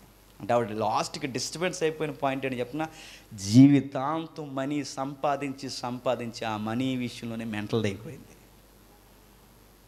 మన క్రైస్తవం అయితే గుర్తుపెట్టుకోవాల్సిన విషయం ఏంటి చెప్పినా, చెప్పండి, మనం క్రైస్తవులం అయితే ఒకవేళ మనకి మెంటలే వస్తే చనిపోయే టయానికి, ఆ మెంటల్ వచ్చినప్పుడు కూడా మన నోటంటే రావాల్సిన మాటలేంటి చెప్పిన, ప్రభు అయిన యేసుక్రీస్తు వారిని గూర్చి రావాలి. ప్రభు అయిన యేసుక్రీస్తు వారిని గూర్చి, పునరుద్ధారాన్ని గూర్చి మనం మాట్లాడుకుంటూ తిరగాలి. అందుకే చూడండి, మన బ్రతుకు చెప్పేస్తుందండి. మనం శ్రమలు పడుతున్నప్పుడు వీడెవడంటే శ్రమలు ఎంత ధైర్యంగా ఉంటున్నాడు, ఎలా ఉండగలుగుతున్నాడు అంటే వాడికి ఒక నిరీక్షణ ఉంది. ఆ నిరీక్షణ ఏంటి చెప్పినా, వాడు ఒక సెలబ్రేషన్ డే కోసం ఎదురు చూస్తున్నాడు. అందుకే వాడికి ఈ శ్రమలు పెద్ద శ్రమలుగా అనిపించట్లేదు. ఒక విశ్వాసి రాకడి విషయంలో ఎంత స్పష్టంగా ఉన్నాడో తెలిసిపోద్దట. వీడేంటండి ఇంత సేవలు ఇలా నలిగిపోతున్నాడు, ఏంటి ఇతని విషయం అని అడిగితే ఆడి నిరీక్షణ చెప్తుందట, వాడు ఒకరోజు సెలబ్రేషన్ డే కోసం ఎదురు చూస్తున్నాడు. అంటే రాకడ మన శ్రమల్లో ఏంటో బయట పెడుతుందట. రాకడ యందు విశ్వాసం మన సేవలో ఉన్న నాణ్యతతో బయట పెడుతుందట. రాకడ యందరి విశ్వాసం మన ప్రయాణాలు, మన పనుల్లో, మన ఫంక్షన్లు కూడా బయట పెడుతుందట. రాకడ యందరి విశ్వాసం మనం మరణించినప్పుడు కూడా మనం ఎంత నిరీక్షణ కలిగి బతికామో తెలిసిపోద్దట. మనం చనిపోయిన తర్వాత ఏం చెప్పుకోవాలి చెప్పినా, వయసు అయిపోతే మనం చనిపోయిన తర్వాత ఏం చెప్పుకోవాలి చెప్పినా, సావు కొరకు ఎదురు చూసాడండి ఈ మనిషి అని చెప్పుకోవాలి. మనం చనిపోతే ఏం మాట్లాడుకోవాలి తెలుసా, ఎప్పుడు యేసు ప్రభు రాకడ అన్నాడు, ఆ ప్రభు రావడానికి ముందే వెళ్ళిపోయాడండి, ఎంత మంచి జీవితం అండి అని చెప్పుకోవాలి. మనకు అలా చెప్పుకుంటారా మనల్ని అలా చెప్పుకుంటారా? ఎప్పుడు డబ్బు అని నేర్చాడండి, ఎప్పుడు లాభాలని నేర్చాడు, ఎప్పుడు గొడవలని నేర్చాడు, ఎప్పుడు సేదస్తమండి, ఎప్పుడు ఇదే గొడవని భలే చచ్చిపోయాడని అనుకుంటారు. భోజనాలు తిని మన ఇంటికాడ భోజనాలు తినేసి సాంబ్రాజ్యం తినేస్తారు ఆ రోజు మొత్తం తినేసి. అలాంటి సాక్ష్యం మనకి రాకూడదట.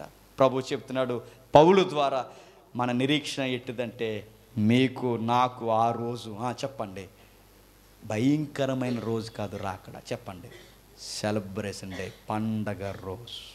మీరు ఒక విషయం గమనిస్తున్నారు, పత్రిక స్టైల్ ఎలా ఉందో. థియోలాజికల్ భలే కోట్ చేశారు థియోలాజియన్స్. అంతా చెప్పుకొచ్చి ల్యాండింగ్ ఎక్కడ ముడెట్టాడు మీకు అర్థమైందో లేదో, విషయం అంతా వివరించుకొచ్చి ఆ అధ్యాయం చివరి వచ్చిన ల్యాండింగ్ ఎక్కడిచ్చాడు, రాకడకి ఇచ్చాడు. చూడండి, అది మనం అర్థం చేసుకోవాల్సింది. అంటే పౌలు గారి విషయం అంతా మోటో అంతా ఎక్కడికంటే ఆయన గూర్చి ఆయన చెబుతూనే పట్టుకెళ్ళి ఆ మూడు ఎక్కడ పెట్టాడంటే చెప్పండి, రాకడకి పెట్టాడు. మరో ధైర్యం ఏంటి చెప్పినా, ఈరోజు నా మీద ఎన్ని నిందలు మోపినా, ఎన్ని అబద్ధాలు మాట్లాడినా, ఎన్ని శ్రమలు ఎదురైనా, నీకు నాకు ఎన్ని ఆటంకాలు ఎదురైనా, ఒకరోజు తేడిపోయే రోజు ఉంది. ఆ రోజే చెప్పండి, ప్రభు అయిన యేసుక్రీస్తు రెండవ రాకడ. ఆ రోజు నువ్వేంటో తేలిపోతాం, చెప్పండి నేనేంటో తేలిపోతాం, ప్రతి ఒక్కరూ ఆ రోజు. అందుకే మనం ఎవరేమన్నా మనం స్పందించాల్సిన అవసరం లేదు. ఎందుకు చెప్పినా, మనందరికి ఒక డే ఉంది. ఆ డే ఏంటి చెప్పండి, సెలబ్రేషన్ డే. అయితే సెలబ్రేషన్ డే, లేకపోతే అదే డే సిగ్గుపడే డే కూడా అవుతుంది. గుర్తుపెట్టుకోండి. ఎందుకు చెప్పిన, ఆ రోజు అన్నీ ఓపెన్ అయిపోతాయట. ఆ రోజు అన్నీ ప్రతి ఒక్కరు వీడియో బయట వచ్చేస్తుంది అన్నమాట, డిస్ప్లేలో వచ్చినట్టు. మనం ఇన్ని చెప్తామా, అన్ని చెప్పిన తర్వాత ఆ రోజు అన్నీ బయటకు వస్తాయి. ఎవడెన్ని వేసాడో, ఎవడెన్ని సేవలో బయట అన్ని విషయాలు ఏవైతే ఉన్నావో ఆ రోజు అన్నీ వచ్చేస్తాయి. అదే మంచికి, నీతికి, భక్తికి పడేడ్చిన వాళ్ళమైతే ఆ రోజు దేవుడు అలా వచ్చి మన కిరీటం పెట్టి బలా నమ్మకమైన దాసుడా అంటాడు. ఆ శబ్దమే చాలు, నీకు పెద్ద కిరీటం ఏమో అవసరం లేదు. ఇంకా బలా నమ్మకమైన దాసుడా. ఆ రోజు పౌలు గారు అంతా ప్రూవ్ చేసి 2వ అధ్యాయం ల్యాండింగ్ ఇస్తున్నాడు రాకడ. ఇక 3వ అధ్యాయం కొన్ని వచనాలు అన్నీ వదిలేండి. 3వ అధ్యాయం 3వ అధ్యాయం ముందుగా మొదటి వచనం చూద్దాం. కాబట్టి ఎథెన్స్లో ఒంటిగానైనను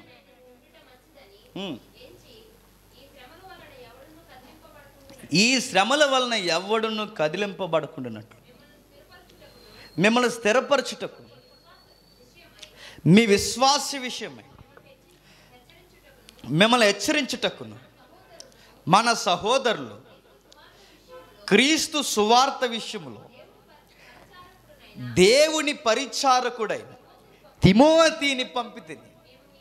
మేము మీ వద్ద ఉన్నప్పుడు మనం శ్రమను అనుభవించి ఉండవలసి ఉన్నదని మీతో ముందుగా చెప్పితిమి కదా, అలాగే జరిగినది. ఇది మీకు తెలియను. అంతే. ఇప్పుడు శ్రమలు వస్తున్నాయి, ఇబ్బందులు వస్తున్నాయని ఏం టెన్షన్ పడకండి. మీకు ముందే చెప్పాను, ఆ రోజు మనకు సెలబ్రేషన్ జరగాలంటే ఈ భూమి మీద మనకి చెప్పండి శ్రమలు తప్పవు. కానీ మనం మాట్లాడితే ప్రార్థన ఏమని చేస్తాం చెప్పండి? శ్రమలు తీసే ప్రభువా, శ్రమలు తీసే ప్రభువా, శ్రమలు తీసే ప్రభువా, శ్రమలు తీసే ప్రభు అంటే ఆ మాటకు అర్థం ఏంటి చెప్పిన? సెలబ్రేషన్ తీసే ప్రభువా, సెలబ్రేషన్ తీసే ప్రభు అని అడుగుతున్నా మనం సిగ్గు లేకుండా. నాకు సెలబ్రేషన్ వద్దు ప్రభు, తీసేమంటే తీసేస్తాడు ఆయన.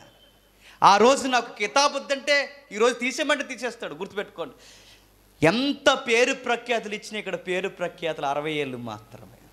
కానీ అక్కడ మనకు ఆ రోజు కితాబు ఇస్తే అది నిత్యము ఉండే కితాబు. ఏది కావాలి మనకు చెప్పండి. అందుకే శ్రమలు తీసేవద్దని అడగొద్దు, శ్రమలను జయించే శక్తిని ప్రభు అని అడుగుదాం. ఇరుకులు తీసేవద్దని చెప్పొద్దు, ఇరుకులలో చెప్పండి విశాలత దయచేయని అడుగుదాం. పౌలు గారు అదే అంటున్నాడు, మీరు శ్రమలు ఎందుకు పడ్డారో, ఎందుకు పడవలసి ఉందో మీకు ముందే చెప్పేశాను. అంటే 3 రోజుల క్లాసుల్లో 3 రోజులు, కేవలం 3 రోజులు 3 విశ్రాంతి దినాల్లో ఇంత సబ్జెక్ట్ చెప్పాడట. ఎవరు? పౌలు గారు. ఏంటి 3 క్లాసులకి ఇంత సబ్జెక్ట్ చెప్పండి. ఒకే క్లాసు ఎంత టైం ఉంటుంది చెప్పండి? పౌలు గారు క్లాస్ స్టార్ట్ చేస్తానట, చెప్పండి, తెల్లారిపోయేదట అది.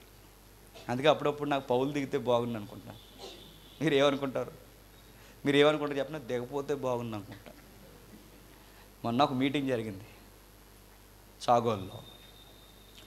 మేళ్ళలో అక్కడ ఇక్కడ తెగెక్కేశారని జనం. ఎక్కడి నుంచి వచ్చారో నాకు తెలియదు కానీ జనం అందరు యంగ్స్టర్స్ మొత్తం అంతా నిండిపోయారు. మొత్తం ఆ ఊరంతా పండగ వాతావరణం అయిపోయింది. జనమే జనం. ఆ మేళ్ళెక్కాల వింటున్నారు వాక్యం.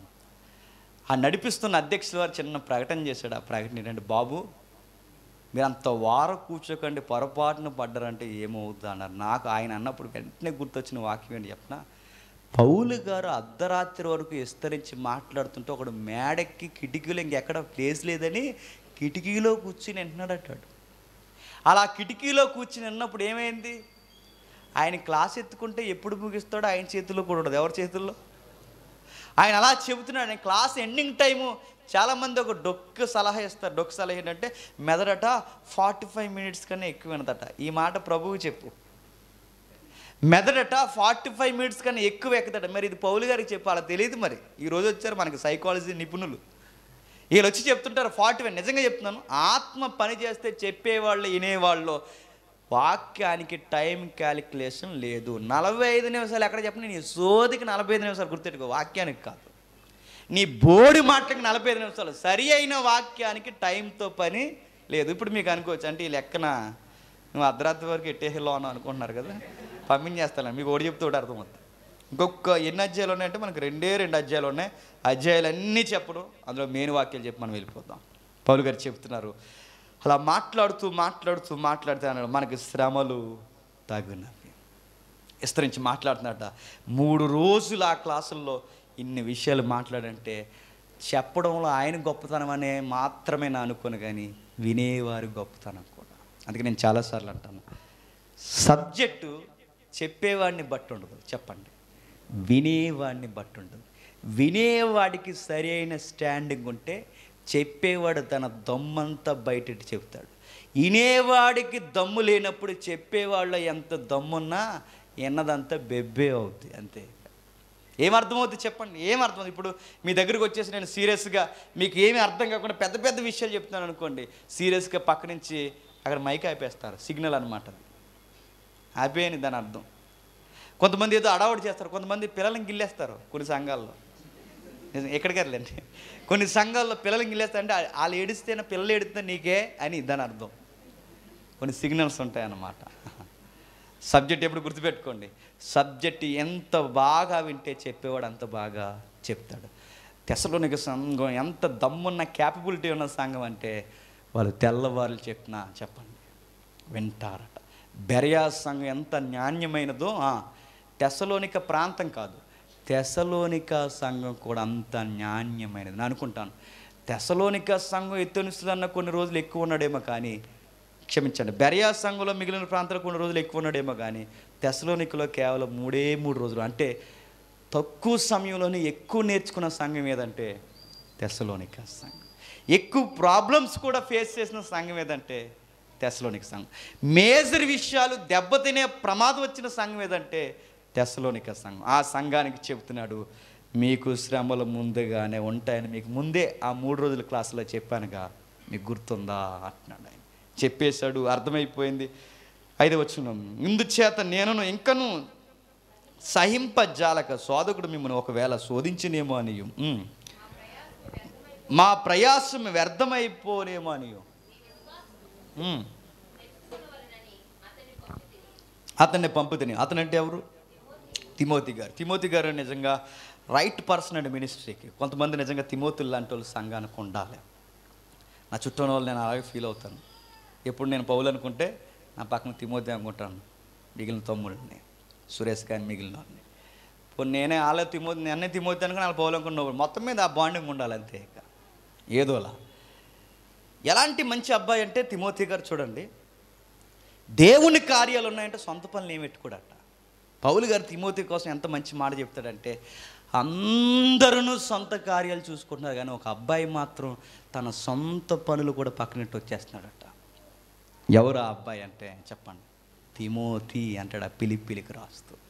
అంటే ఆ అబ్బాయి ఎలాంటిదంటే దేవుని పని అంటే ఎక్కడ పని అక్కడ పాడేసి పరిగెట్టుకొచ్చేస్తాడట. తిమోతి లాంటి వారు సంఘానికి కూడా నేను చెప్తున్నాను, సంఘం చాలా ఆరోగ్యంగా ఉంటుంది, చాలా హెల్దీ వాతావరణం ఉంటుంది. ఆయన చెప్తున్నాడు, మా ప్రయాస వ్యర్థమైపోతుందేమని మీ విశ్వాసం వలన తెలుసుకోవడం వలన అతన్ని పంపితిని. అతను కొన్ని విషయాలు చెప్పాడు, మీకు రాస్తున్నాను, జాగ్రత్త జాగ్రత్త జాగ్రత్త. 9వ వచనం, మేము ముఖము చూసి మీ విశ్వాసములు ఉన్న లోపములు తీర్చినట్లు అనుగ్రహించుమని రాత్రింబగలు అత్యధికముగా దేవుని ఏడుకొనుచుండగా మన దేవుని ఎదుట మిమ్మును బట్టి మేము పొందుచున్నాం యావత్తు ఆనందము నిమిత్తము దేవునికి తగునట్టుగా కృతజ్ఞతాస్తుతులు ఎలాగూ చెల్లింపగలం. ఏం మాట్లాడుతున్నాడు తెలుసా? మీరు బాగుండాలి, మీరు బాగుండాలి, నేను మిమ్మల్ని చూడకపోయినా మీరు బాగుండాలి, మీరు ఏ లోపం లేని వారై దేవునికి మీకు ఏ అగాధాలు ఉండకూడదు, ఏ చీకటి అడ్డు రాకూడదని రాత్రింబగళ్ళు సంఘము కొరకు చెప్పండి ప్రార్థన చేస్తున్నాను. నేను అడుగుతున్నాను ఒక ప్రశ్న, మీరు ఇంటికి వెళ్ళిన తర్వాత ఎవరైనా సంఘం కొరకు ప్రార్థన చేస్తారా? మనం సంఘం కోసం కాదు, మన కోసం చేసుకుంటాం. మీరైతే మీ ఉద్యోగాల కోసం చేసుకుంటారు, మీరైతే మీ సంసారం కోసం చేసుకుంటారు, మీరైతే పెద్దవాళ్ళు ఎవరైనా ఉంటే ఆరోగ్యాల కొరకు చేసుకుంటారు. సంఘం కొరకు ఎవరు చేస్తారు? సంఘం కొరకు చేసేవారు ఎవరైనా? పౌలు గారు అంటున్నారు, రాత్రింపగలు నా పని ఏంటంటే సంఘం బాగోవాలి, సంఘం బాగుండాలి, సంఘం బాగుండాలి, సంఘం బాగుండాలి, సంఘం బాగుండాలి, సంఘం బాగుండాలి. ప్రభు ఎదుర్కొనే సమయానికి వారు ఏ లోపం లేని వారిగా ఉండాలి.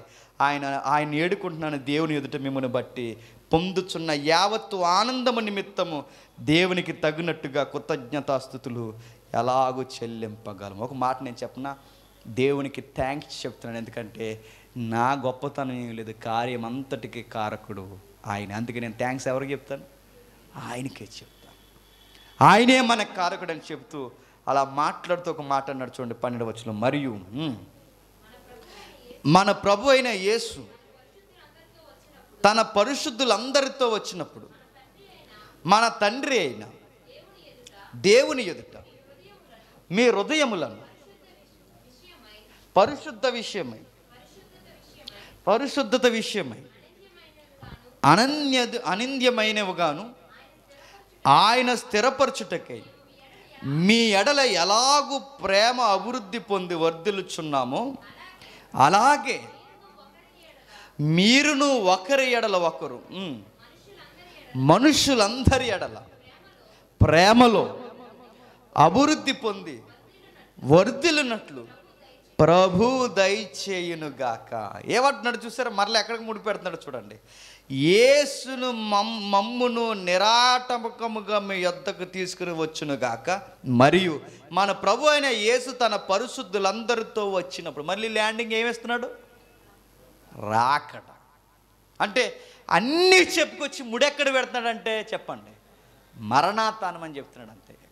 రాకట దగ్గర చెప్తున్నప్పుడు వ్యక్తికి ఒక క్వాలిఫికేషన్ ఉండాలట. ఆ రాకట్ టైంలో ఏంటి ఆ క్వాలిఫికేషన్ అంటే, ఒకటి శ్రమలో సెలబ్రేషన్ అయితే, ఆ సెలబ్రేషన్లో మరొక క్వాలిఫికేషన్ ఏముండాలి అంటే, మీ హృదయాల విషయంలో పరిశుద్ధత నిందలేని వారై ఉండాలని, స్థిరముగా ఉండాలని, మీరు ప్రేమలో ఎదగాలని, ఎల్లకాలము మీ పట్ల మేము ఎదురు చూసాం, దాని విషయాన్ని నిర్లక్ష్యం చేయకుండా. అంటే ఒక విశ్వాసి ఎదుగుతున్నాడు అనడానికి గుర్తులలో ఒక గుర్తు ఏంటో చెప్పనా? ఆడు అందరినీ ప్రేమించుకుంటూ వెళ్ళిపోతాడట. మనకి వయసు అయ్యే కొలది, సీనియారిటీ పెరిగే కొలది మనలో రావాల్సిన క్వాలిఫికేషన్ ఏంటో చెప్పనా?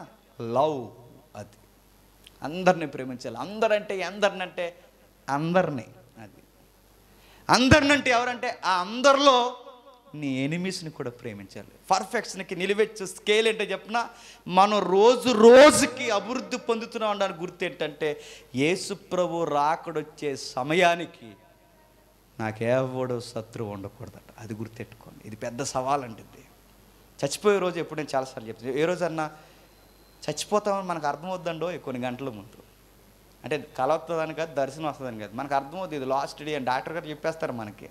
అప్పుడు ఆ మంచం మీద ఉంటాంగా, పోయినా డాక్టర్ గారు చెప్పకపోయినా ఇంట్లోనే ఉంటాం, మనకు అర్థమవుద్ది. ఆ లెవెల్స్ మనకు తెలిసిపోతాయి, చచ్చిపోతున్నామని మనకు అర్థమవుద్ది, మన కండిషన్ మనకు అర్థమవుద్ది. ఆ టైంలో ఒక విషయం గుర్తుపెట్టుకోండి. మీకు ఎవరైనా ఎనిమీస్ ఉన్నారనుకోండి, వెంటనే ఫోన్ తీసుకోండి, నెంబర్ కనుక్కోండి, ఫోన్ చేయండి. నా వలన నాకు తెలియకుండా ఏదన్నా బాధపడి ఉంటే నన్ను క్షమించని శత్రుత్వాన్ని ఆ రోజు అక్కడే ఆ గంటల్లో కట్ చేసేయండి. ఎందుకో చెప్పిన, మనం చనిపోయే సమయానికి మనకి ఎవ్వడు శత్రువు ఉండడానికి వీలు. నేను అందరితో సమాధానం కలిగి చచ్చిపోవాలట. పౌలు గారు అంటున్న మాట ఏంటి చెప్తున్నా, ఒక వ్యక్తి ప్రభు యుద్ధ నిలబడడానికి కొలత, ప్రభు యుద్ధ నిలబడడానికి తగిన స్థితి ఏంటంటే, ప్రేమలో అభివృద్ధి పొంది వారు తెల్లాలి. ఎలా అయిపోతుందో తెలుసు, ఒకరోజు ప్రేమ మనకు బాగా అలవాటు అయింది అనుకోండి, బాగా మనం అందరినీ ప్రేమించడం అలవాటు అయింది అనుకోండి, ఒకరోజు మన ఎదురుగా ఒకడు వచ్చి మనం తిట్టినా మనం ఏం చేస్తాం చెప్పినా, నవ్వుకుని వెళ్ళిపోతాం. అప్పుడు ఆడనుకో ఎవరు నవ్వుతాడు అనుకుంటాడు, మళ్ళీ నవ్వుతాం మనం. ఆడు మళ్ళీ తిడతాడు, మళ్ళీ నవ్వుతాం. అప్పుడు సీరియస్గా అంటాం, దేవుడు నిన్ను పిల్లల్ని చెప్పండి దీవించినగా కానీ ఆడు ఇంకా మెంటలు వచ్చేది. మళ్ళీ అంటాం, దేవుడు నిన్ను వర్ధిల్లింపు చేయను కాక. లవ్కి పర్ఫెక్షన్ ఏంటో చెప్పినా, నిలువెత్తు సాక్ష్యం ఏంటో చెప్పినా, మన శత్రువులను కూడా మనం చాలా లవ్తో డీల్ చేస్తాం. అందుకే కవులు కూడా అంటారు, కత్తులతో గెలిసే యుద్ధాల కన్నా చెప్పండా ప్రేమతో గెలిసే యుద్ధం అది కత్తి కన్నా షార్ప్గా నరుగుతుందట. నిజమేనండి. భయపెడితే మనుషులు ఉండరు, ప్రేమతో జయించాలి. ప్రేమిద్దాం. ఆ రోజు ప్రభు కూడా మనకు అదే చెప్తున్నాడు, ప్రేమించండి ప్రేమించండి ప్రేమించండి అని. ప్రభు నీకు నాకు నేర్పిస్తున్నది ఏంటంటే ప్రేమిద్దాం. ఒక విషయం చెప్పిన, వన్ సైడ్ అయినా ప్రేమిద్దాం. వన్ సైడ్ లవ్ మనది. ఇప్పుడు శత్రువులు మనల్ని ప్రేమించలేదు అనుకోండి, వన్ సైడ్ లవ్, నేను లవ్ చేస్తున్నాను అని చెప్పండి. ఆడి పిచ్చెక్కిపోద్ది అడికి, ఎవరికి? శత్రువుకి. ఎప్పుడన్నా నీకు సీరియస్గా మెసేజ్ పెట్టాడు అనుకోండి, ఐ లవ్ యూ అని పెట్టండి, గాడ్ బ్లెస్ యూ అని నేను అలాగే పెడతాను. నా మీద ఫేస్బుక్లో ఎవడన్నా నేను పెట్టాడు అనుకోండి, పెడతారులేండి. ఎందుకంటే మన యేసుప్రభు పౌలం కాదుగా, అందరూ మన ఫ్యాన్స్ ఉంటాను. ఎవడో ఏదో ఒకటి పెడతాడు, అప్పుడు ఒకటే పెడతాను, God bless you, I love you అని పెడతాను అంతే. దేవుడు నిన్ను నీ కుటుంబాన్ని దీవించిన కాక. మనం ఎదగాలి ప్రేమలో. ఏదో ఒక రోజు ఆడికి ఆ ప్రేమలో తెలిస్తే, సారీ బ్రదర్ ఆ రోజు అనవసరంగా అన్నాను అని. పౌలు గారు అంటున్నారు, ప్రేమలో అభివృద్ధి పొందుతూ ముగించేశాడు. 3వ అధ్యాయం 4వ అధ్యాయం మొదటి వచనం. మెట్టుకు సహోదరులారా,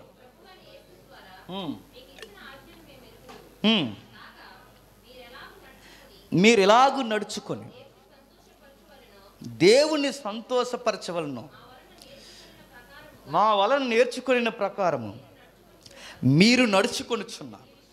ఈ విషయంలో మీరంతకంతకు అభివృద్ధి నొందవలనని మిమ్మును ఏడుకొనుచున్నాను. ఇక్కడ ఇంపార్టెంట్ వచనాలు ఉన్నాయి కొన్ని, దాన్ని అలాగే అట్టే పెట్టండి. మనకు కావాల్సిన విషయాన్ని ఒక విషయాన్ని చెబుతూ 13వ వచనంలో ఒక విషయం చెప్తున్నాడు చూడండి. మరలా వద్దాం, ఈ 3 నుంచి 12 వచనాన్ని మరలా వద్దాం. ఒక విషయాన్ని చెప్తున్నాడు చూడండి. సహోదరులారా, నిరీక్షణ లేని ఇతరుల వలె మీరు దుఃఖపడకుండు నిమిత్తం, చదవండి, నిద్రించుచున్న వారిని గూర్చి మీకు తెలియకుండుట మాకిష్టము లేదు. యేసు మృతి పొంది తిరిగి లేచినని మనము నమ్మిన ఎడల అదే ప్రకారం యేసునందు నిద్రించిన వారును దేవుడు ఆయనతో కూడా ఎంటబెట్టుకుని వచ్చిన. ఏమర్థమవుతుంది అక్కడ కాన్సెప్ట్? ఏ విషయం చెప్తున్నాడు అక్కడ ఏదో బలమైన సంకేతం చెప్తున్నాడు చూడండి. సహోదరులారా, నిరీక్షణ లేని ఇతరుల వల్ల, అంటే ఒక విషయాన్ని మరలా 3వ అధ్యాయం ముగిస్తూ ఏమంటున్నాడంటే, కొన్ని విషయాలు మనం బాహాటంగా ఉండాలట. అంటే మీకు నిరీక్షణ ఉంది, రాకడ ఎదుర్కోవాలన్న ఆశ ఉంది, సెలబ్రేషన్ డే కోసం ఎదురు చూస్తున్నారనడానికి ఒక గుర్తు ఏంటంటే, మీ ప్రియులు ఎవరైనా చనిపోతే మీరు అంతగా ఎక్కువగా ఏమి చెప్పండి ఏడవరట. నిజంగా ఎవరైనా చనిపోయినప్పుడు, మనల్ని ఎవరైనా చనిపోయినప్పుడు మనం వాళ్ళ ఇంటికి వెళ్ళినప్పుడు వాళ్ళని గమనించాలి, కొంతసేపు గమనించాలని. ఎందుకు చెప్పిన ఆ ఏడుపే చెప్తుందట వాళ్ళు ఏమాత్రం ప్రభువు రాకడ మీద నిరీక్షణ ఉందో. అదేంటంటే అలా అంటున్నారు, బాధ రాదంటే కన్నీళ్ళు వస్తాయి, ఇబ్బందులు వస్తాయి, ఎడబాటు జరిగిందని కాస్త బాధ కలుగుద్ది. కానీ ఇక లైఫ్ అయిపోయింది, నేను బతకనని శవ వెనకాల కత్తెట్టుకుని పరిగెట్టేసే రకంలా నువ్వు అయిపోయావంటే నీ నిరీక్షణ ఏంటో అర్థమైపోతుంది. చాలామంది చూసారా, భర్త చచ్చిపోవడానికి ఇంకా ఆయన లేకపోతే నేను బతకలేనండి, నన్ను కూడా తీసుకెళ్ళిపోండి, కాల్చేయండి, ఆయన కట్లు మీద నన్ను కూడా ఆ బాక్స్లో పెట్టేయండి అంటారు. నేను అనుకుంటాం, నువ్వేనా పాటలు పాడేదని అనుకుంటాం మనం. అప్పుడు నువ్వేనా వాక్యాలు చదివేసేదాన్ని, నువ్వేనా ఇలాగా సంఘంలో అడావుడిగా తిరిగేదాన్ని, సాంబార్ వేసేదాన్ని నువ్వేనా అని అలా అనుకుంటాం మనం. కానీ ఆ రోజు చూడండి, సహోదరులారా, నిరీక్షణ లేని, అంటే ఎవరు ఎక్కువగా ప్రియులు చనిపోతే ఏడుస్తారంటే నిరీక్షణ లేని వాళ్ళు ఏడుస్తారు. మనం ఎవరు నిరీక్షణ ఉన్నవాళ్ళు. అంటే ఆ నిరీక్షణలో ఏముందంటే, నిరీక్షణ లేని వాళ్ళు ఏడుస్తారు. ఈ రోజుకే ఎవరైనా మీ ప్రియులు చనిపోతే దుఃఖపడకుండు నిమిత్తం మీకు ఒక సీక్రెట్ చెప్పేస్తా. ఎంతవరకు ఏడాలో అంతవరకే ఏడండి, కొంపలో మునిగిపోయాని ఏడాల్సిన అవసరం ఏమీ లేదు. ఎందుకంటే నిద్రించుచున్న వారిని గూర్చి మీకు ఒక సీక్రెట్ తెలియాలన్నాడు. నిద్రించిన వారంటే రెస్ట్ తీసుకున్నారని కాదు, నిద్రించే వాళ్ళంటే చచ్చిపోయిన వాళ్ళు గూర్చి ఒక విషయం తెలియాలి. ఆ చచ్చిపోయిన వారికి ఎప్పటికీ రారని అనుకోకండి, ఒక రోజు వాళ్ళు బయటికి వస్తారు. మన నిరీక్షణలో ఒక సీక్రెట్ ఏంటంటే, చనిపోయిన వారు ఒకరోజు బయటకు వస్తారు. బయట స్లోగన్స్ ఏంటి చెప్పిన, ఇతరులు ఏం చెప్తారు తెలిసిన, పోయిన వారిని మర్చిపోండి అని చెప్తారు. బైబిల్ ఏముందో చెప్పిన, పోయిన వారిని ఏమీ మర్చిపోకుండా ఒకరోజు మరలా బయటికి వస్తారు. బయట వారు ఏం చెప్తారు చెప్పిన, వాళ్ళ జ్ఞాపకాలు ఉంచుకున్నారే, రారని మర్చిపోండి అంటారు. కానీ బైబిల్ ఏం చెప్తుందో చెప్పిన, వారి జ్ఞాపకాలు అలాగే ఉంచండి, ఒకరోజు వాళ్ళు బతుకుతారు. బయట వారు ఏమంటారు చెప్పిన, వెళ్ళిపోయిన వారి గురించి మనం ఏడవడం శవం కాదు, మర్చిపోవడం మంచిదని చెప్తారు. బైబిల్ ఏమని చెప్తుంది చెప్పిన, వెళ్ళిపోయిన వారి గురించి ఏడొద్దు, మీరు కూడా వెనకాలే వాళ్ళ దగ్గరికి వెళ్ళిపోవాలని జ్ఞాపకం పెట్టుకోండి అంటుంది. పౌలు గారు ఎంత పెద్ద ముడెట్టేస్తున్నాడు చూడండి. నిద్రించిన వారిని గురించి ఒక విషయం మనకు తెలియాలి. బయట వారు ఏమంటారంటే, మరణించిన వాడు చెప్పండి ఏదో స్లోగన్ ఉంటుంది, డీమని వ్యాన్ వెళ్ళిపోతుంటుంది, రాజమండ్రిలో తెగలిపోతాయి ఆ వ్యాన్ వెళ్తున్నప్పుడు, బిడ్డ చెప్పండి స్లోగన్ చెప్పండి, ఇందువలన శ్లోకింపవలదు పుట్టినవాడు, చెప్పండి గిట్టక తప్పదు, గిట్టినవాడు పుట్టక తప్పదు, ఇందువలన భక్త శ్లోకింపవలదు అనగానే కుయ్యమని వెళ్ళిపోతుంటే దాని వెనకాల కుయ్యమని మనం వెళ్ళిపోతుంటాం. అదొద్దు, బైబిల్ అది చెప్పలా. బైబిల్ ఏం చెప్తుందో చెప్పనా, ఒకరోజు మీ వాడు పుడతాడంట్లా, చెప్పండి మరలా తిరిగి లేస్తాం. మన హోప్ ఏంటి చెప్పిన, ధైర్యం ఏంటి చెప్పిన, ఒకవేళ నా భార్య చనిపోయినా, నా బిడ్డ చనిపోయినా, నేను చనిపోయినా, ఎవరైనా చనిపోయినా, మీ దైవజనుడే చనిపోయినా, మీరు చనిపోయినా, మీ ఇష్టమైన స్నేహితులు చనిపోయినా, మీ అమ్మా నాన్న చనిపోయినా, బైబిల్ మనకు చెప్తుంది మన వారు ఒక రోజు లేస్తారు. వారు లేస్తారు అనడానికి గుర్తు ఏంటంటే, నువ్వు నమ్మిన యేసు లేచాడు గనక, నువ్వు నమ్మిన యేసు లేచాడన్నది ఎంతో వాస్తవమో, నీ ప్రియులను కూడా లేచిన వాడు లేపుతాడన్నది కూడా అంతే వాస్తవం. బైబిల్ మరొక మాట అంటుంది చెప్పనా, మేఘాల మీద ఒక రోజు గాన ప్రతికానాలు చేసుకుంటూ ప్రభు వేవేల పరిశుద్ధ పరివారంతో అలా మేఘాలు వేసుకుని వస్తున్నాడు. ఆ ఇమేజ్ మీరు చూస్తున్నారు లేదో, తమ్ముడు చూపిస్తున్నాడు. దేవదూతలతో మేఘాల మీద అలా వస్తూ ఉండగా, ఆ మేఘాల మీద ఇంకా వెనక ఎవరు వస్తారో తెలుసా? మీకు కనబడుతున్నారు లేదు? వాళ్ళెవరు? మన ప్రియులైన పరిశుద్ధులు ఆయనతో పాటు వస్తారు. ఇదిగో మనం ఒకవేళ అప్పటికి సజీవంగా మనం ఎదుర్కొని ఉంటే, మనం చూస్తూ ఉంటే, ఆ మధ్యలో ఆ ప్రభుతో పాటు దేవదూతలతో పాటు మనల్ని ఎదుర్కోవడానికి వచ్చేది ఎవరంటే చెప్పండి, మన ప్రియులు. అయితే ఒక గమనిక షరతు వర్తిస్తుంది. మన చనిపోయిన ప్రియులు ఎవరైతే ఉన్నారో వారు ప్రభువునందు నిరీక్షణ ఉంచి చనిపోతే ఆ రోజు కనబడతారు, లేకపోతే అక్కడ కనబడరాళ్ళు. అది గొడవ.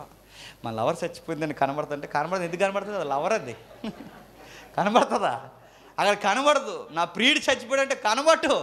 నీకు అక్కడ కనబడాలంటే నువ్వు పరిశుద్ధతో ఎందు ఎలా అయితే బతికావు, నువ్వు నిరీక్షణ ఎందు ఎలా బ్రతికావో, వాళ్ళు అట్టివారైతే ఆ రోజు అనేది. అందుకే అండి, మన బంధాలు శాశ్వతంగా ఉండాలంటే మన తోబుట్టువులు, మన సంసారం కూడా ప్రతి ఒక్కరూ ప్రభువులో చెప్పండి ఉండాలి.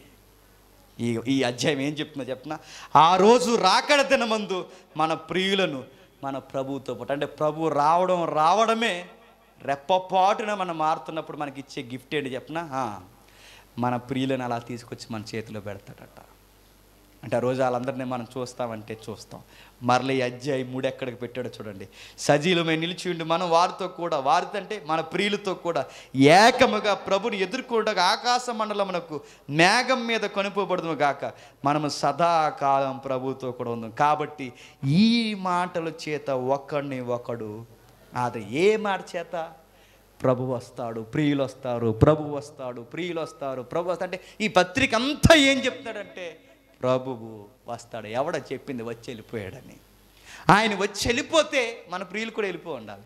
ఆయన వచ్చి వెళ్ళిపోతే మన ప్రియులు లేపబడి ఉండాలి.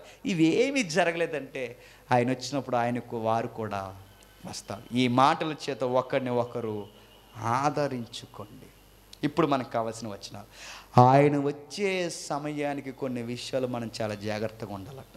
ఏం చెబుతున్నాడు? 4:3 మీరు పరిశుద్ధులు అగుటకే, అనగా మీరు జారత్వానికి దూరముగా ఉండుటయే దేవుని చిత్తం. మీలో ప్రతి వాడును దేవుని ఎరగని అన్యజనుల వలె కామాభిలాష యందు కాక పరిశుద్ధత యందు ఘనత యందు తన ఘటములు ఎట్లు కాపాడుకోవలనో అది ఎరుగ ఉండుటయే దేవుని చిత్తం. అంటే ప్రభు రాకల్లో ఎదుర్కోవడానికి మనకిస్తున్న ఒక షరతు ఏంటో చెప్పనా, మన ఘటములు కాపాడుకోవాలట. ఘటము అంటే మన శరీరము.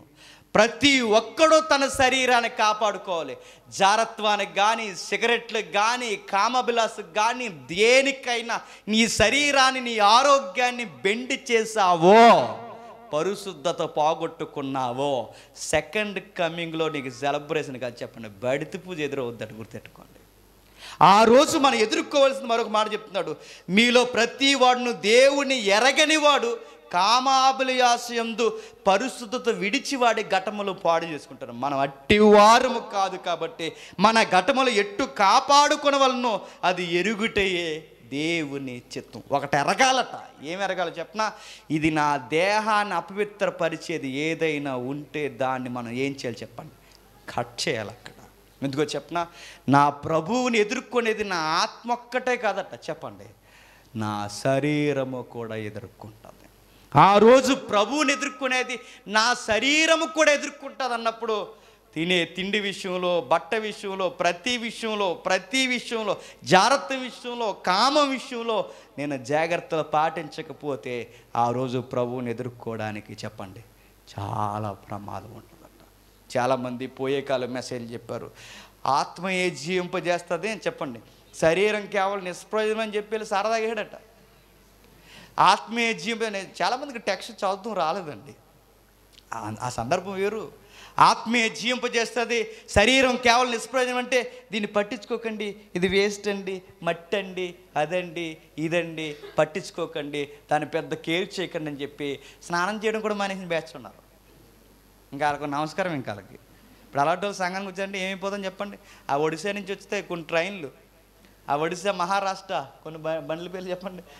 కోనార్క్ కల్పన నైట్ వెళ్తుంది, అర్ధరాత్రి దాని పేరు ఏదో ఉంటుంది, గరీబ్ ఏదో ఉంటుందండి, గరీబే కాదు, నైట్ వెళ్తుంది ఇలా రాయగడ అది ఎక్కండి. అవి ఎలా ఉంటాయో చూడండి. అది ఎలా ఆ స్టేషన్లోకి వెళ్ళేసరికి మనం వామిటింగ్. ఎందుకు చెప్పినా అందులో ఎవరు స్నానము చేయరు. అలా అంటారట. ఎందుకు మీరు స్నానం చేయరంటే అలాంటి చిన్న చిన్న పనులు మేము పట్టించుకోమంటారు. శరీరము కేవలం నిష్ప్రయోజనం అనగానే కొంతమంది శరీరాన్ని కేర్ చేయడం. అందుకే చూడండి, మన శరీరం విషయంలో కూడా మనం భద్రంగా ఉండాలి. నా హెల్త్ కాపాడుకోవాలి. నేను ఏ పాపాన్ని కూడా నా దేహానికి అంటించకూడదు. ఒకవేళ కామాభిలాషయందు నేను తిరిగి ఏ భయంకరమైన సుఖవేద తెచ్చుకుంటే ఏమైపోతాను చెప్పండి. ప్రభు రాకడి యందు సిగ్గుపడే ఆ గడియలు వస్తాయి. అందుకే ప్రభు అంటున్నాడు, మీరు జాగ్రత్తగా ఉండండి. ఈ విషయం ముందు ఎవడైనాను అతిక్రమించి, అంటే కామం ఉండకూడదని కాదు. నేను ఒక విషయం చెప్తాను, ఇక ముగించేస్తాను. కామం ఉండకూడదని కాదు, కామం ఉంటుంది. కామం అనగానే లస్ట్ ఉంటుంది, ప్రతి ఒక్కరికి ఉంటుంది, మీకు ఉంటుంది, నాకు ఉంటుంది, అందరికి ఉంటుంది. కాకపోతే దానికి ఒక గాడి ఉంది, గుర్తుపెట్టుకోండి. దానికి ఒక లైన్ ఉంది, గుర్తుపెట్టుకోండి. కామానికి కూడా దేవుడు సౌలభ్యం ఇచ్చాడు, గుర్తుపెట్టుకోండి. ఆ సౌలభ్యం ఏంటో చెప్పిన, ప్రతి వానికి సొంత భార్య ఉండాలి. సామెతల్లో చెప్పిన మాట ఏంటి చెప్పిన, ప్రతి ఒక్కడికి సొంత బావి ఉండాలి. ఆ బావిలో నీళ్ళే తాగాలి. పక్క బావిలో సేదేసి తోడెత్తానంటే సీరెత్తానన్నాడు ఆయన. అది డైరెక్ట్ చెప్పాలంటే ప్రతి ఒక్కరికి సొంత భార్య. అంటే కామం తప్పు కాదు, నా కామాన్ని, నా కోరికలు నా భార్య దగ్గర చూపించాలి. అది తప్పు కాదు. నా భార్య నేను రొమాంటిక్గా ఉండడం తప్పు కాదు, ఎందుకంటే నా దేవుడు నాకు ఇచ్చిన గిఫ్ట్ అది. తన భర్తతో తను రొమాంటిక్గా ఉండడం తప్పు కాదు, ఎందుకంటే ఆ ఫీలింగ్ కూడా ఇచ్చింది ఎవరు తెలుసా? దేవుడే ఇచ్చాడు. ఆ రొమాంటిక్ యాంగిల్ నేను రోడ్డు మీద చూపిస్తానంటే దేవుడు ఏమంటారు చెప్పండి? రోడ్డు తీడిచేస్తాడు అలాంటి పనులు చేసేవంటే. మనకు రొమాంటిక్ యాంగిల్ అనేది భర్త, చెప్పండి భార్య. కామాభిలాషయందు ప్రతి ఒక్కడు అతిక్రమించొద్దన్నాడంటే క్రమం ఒకటి ఉందని అర్థం. ఆ క్రమం ఏంటంటే పానుపు నిష్కల్మషంగా ఉండాలి. ఆ పానుపు నీ భార్యతో ఉండాలి, నీ భర్తతో ఉండాలి. అందుకే నేను పెద్ద ఇచ్చే సలహా ఎవరికైనా, అన్న కళ్ళు వచ్చేస్తున్నాయి అన్న, ఫేస్బుక్ లాగేస్తుందన్న, అలాగన్నా ఇలాగని ఎవడన్నా అంటే నేను డైరెక్ట్గా చెప్పే ఆన్సర్ ఏంటంటే అర్జెంటుగా మీ అమ్మ నాన్నకి వెళ్ళి పెళ్లి చేసేమని చెప్తాను అంతే. అంతే. ఎందుకంటే నువ్వు ఆ ఫేస్బుక్ చూసి నీ ఫేస్ అంత ఎకారం అయిపోయే కన్నా సిగ్గు లేకుండా అమ్మ నాన్న దగ్గరికి వెళ్ళి అమ్మ పెళ్లి చేయండి అమ్మ అని చెప్పండి. ఆ పెళ్లి చేసే ముందు ఆ మాట చెప్పండి, అమ్మ కొంచెం దైవికంగా ప్రార్థన చేసే పిల్లలు ఉంటే చూడే, ఆ పిల్లల్ని చూసి పెళ్లి చేసామ్మ, జాబ్ తర్వాత కొడతానని చెప్పండి. ఎందుకంటే బురకెక్కదు ఇప్పుడు ఏం చదివినా. చెప్పండి. పౌలు గారు కూడా డైరెక్ట్గా చెప్తున్నాను. పౌలు గారు కూడా ఒక విషయం చెప్తాడు, మీకు ప్రార్థన చేసుకున్నప్పుడు మీకు ఏమన్నా టెంప్టింగ్ జరిగితే ముందు ప్రార్థన ఆపి మీ ఉభయులు సమ్మితే చెప్తున్నా, మీ భార్య భర్తలు సమ్మితై ముందు ఏదైతే ఉందో ఆ టెంప్ట్ అయిపోయిన తర్వాత అప్పుడు వచ్చి ప్రేయర్ చేయండి అంటాడు. భార్య భర్తలనే టెంప్టింగ్ టైంలో ప్రేయర్ వద్దన్నాడు. ఒకవేళ మన ఆలోచనలు మనం అదుపు చేయకపోతే బెస్ట్ సజెషన్ ఏంటంటే చెప్పండి, వివాహం చేసుకోవడం తప్పేమీ కాదు. కామతొరతలో రగిలిపోయే కన్నా వివాహం చేసుకోవడం చాలా బెస్ట్ సజెషన్ అనమాట. పౌలు గారు అదే అంటున్నాడు, క్రమం తప్పొద్దు, సహోదరుని మోసం చేయొద్దు. దైవజనుడు ఏంటది, ఈ విషయం ముందు దైవజనుడు అతిక్రమించి తన సహోదరుని మోసము చేయకుండా వాళ్ళని. ఎందుకనగా మేము పూర్వం మీతో చెప్పిన సాక్ష్యం ప్రకారం ప్రభు వీటన్నిటి విషయమై ప్రతిదండన చేయను. ఎప్పుడు చేస్తాడు ప్రతిదండన చెప్పండి? ఎక్కడ పనిష్మెంట్ ఇస్తాడో చెప్పండి? రాకడ దినములో కూడా చెప్పండి ప్రతిదండన చేస్తాడు. అంటే రాకడిని చెడగొట్టే విషయంలో శ్రమ ఒకటైతే, రాకని ఎదుర్కోవడంలో చెడగొట్టే విషయంలో ఒక విషయం ఏంటంటే చెప్పండి లస్ట్. ఆ లస్ట్ మన రాకడ విజన్ మార్చేస్తుంది. అందుకే చూడండి, కొంతమంది పిచ్చెక్కిన కోళ్ళలాగా అయిపోతారు. చాలామంది చూసారా, ఎందుకు వీడు ఇలా అయిపోతున్నాడు అనగానే వీడికి లస్ట్ ఎక్కువైంది, ఆ అమ్మాయికి వేరే పెళ్ళి అయిపోయిందట, వీడి మనిషిలో లేడంటే వీడు ఒక్కసారి వీడు విజన్ ఏమైపోయింది చెప్పండి, మారిపోయింది. అంటే లస్ట్ కూడా మనిషి రాకడ విషయంలో డిస్టర్బెన్స్ చేస్తుందంటే చేస్తుంది. అందుకే దానికి సరైన కలిమి ఏంటంటే చెప్పండి, వివాహం చేసుకోవడమే. అందుకే ప్రభు చెప్తున్నాడు, నీకు నాకు అందరికీ ఈ విషయం ముందు ఎవడైనను, దైవజనుడు కాదు, ఎవడైనను ఈ విషయం ముందు ఎవడైనను, దైవజనుడు కాదంటే ఆయనకి లేదని కాదు, ఒకటంటే ఒకటవుతుంది గొడవ. ఈ విషయం ముందు ఎవడైనను అతిక్రమించి తన సహోదరుని మోసపరచకుండవలనని, ఎందుకనగా పూర్వం మీతో చెప్పిన సాక్ష్యం ఇచ్చిన ప్రకారం ప్రభు వీటి అన్నిటి విషయంలో ప్రతిదన్న చేయవాడు. పరిశుద్ధులగుటకే దేవుడు మనం పిలిచను కానీ అపవిత్రులుగా ఉండుటకు పిలవలేదు. కాబట్టి ఉపేక్షించేవాడు మనుషు రీతిగా ఉపేక్షింపడు కానీ మీకు తన పరిశుద్ధాత్మను అనుగ్రహించే దేవుడే ఉపేక్షించుచున్నాడు. దేవుడిని అంటే మీరు వదిలేసేది వారిని వీరిని కాదు, చెప్పండి, దేవుడిని దూరం పెట్టేలా ఉన్నారు. అందుకే లస్ట్ విషయంలో జాగ్రత్త. చివరికి ఏం చెప్తున్నాడంటే, ఎందుకు ఇలాంటి పనులు చేస్తారంటే ఒక ముడెట్టేసాడు, ఇక ముగించేస్తాను. ఇక నిజంగా చెప్తున్నాను, ఒట్టే చెప్తాను, ముగించేస్తాను. ఇక 9వ వచనంలో, సహోదర ప్రేమను గురించి మీకు రాయనక్కర్లేదు, మీలో ఒకరినొకడు ప్రేమించుటయ్యే దేవుని చేత నేర్పబడితే అలాగునని. చదవండి.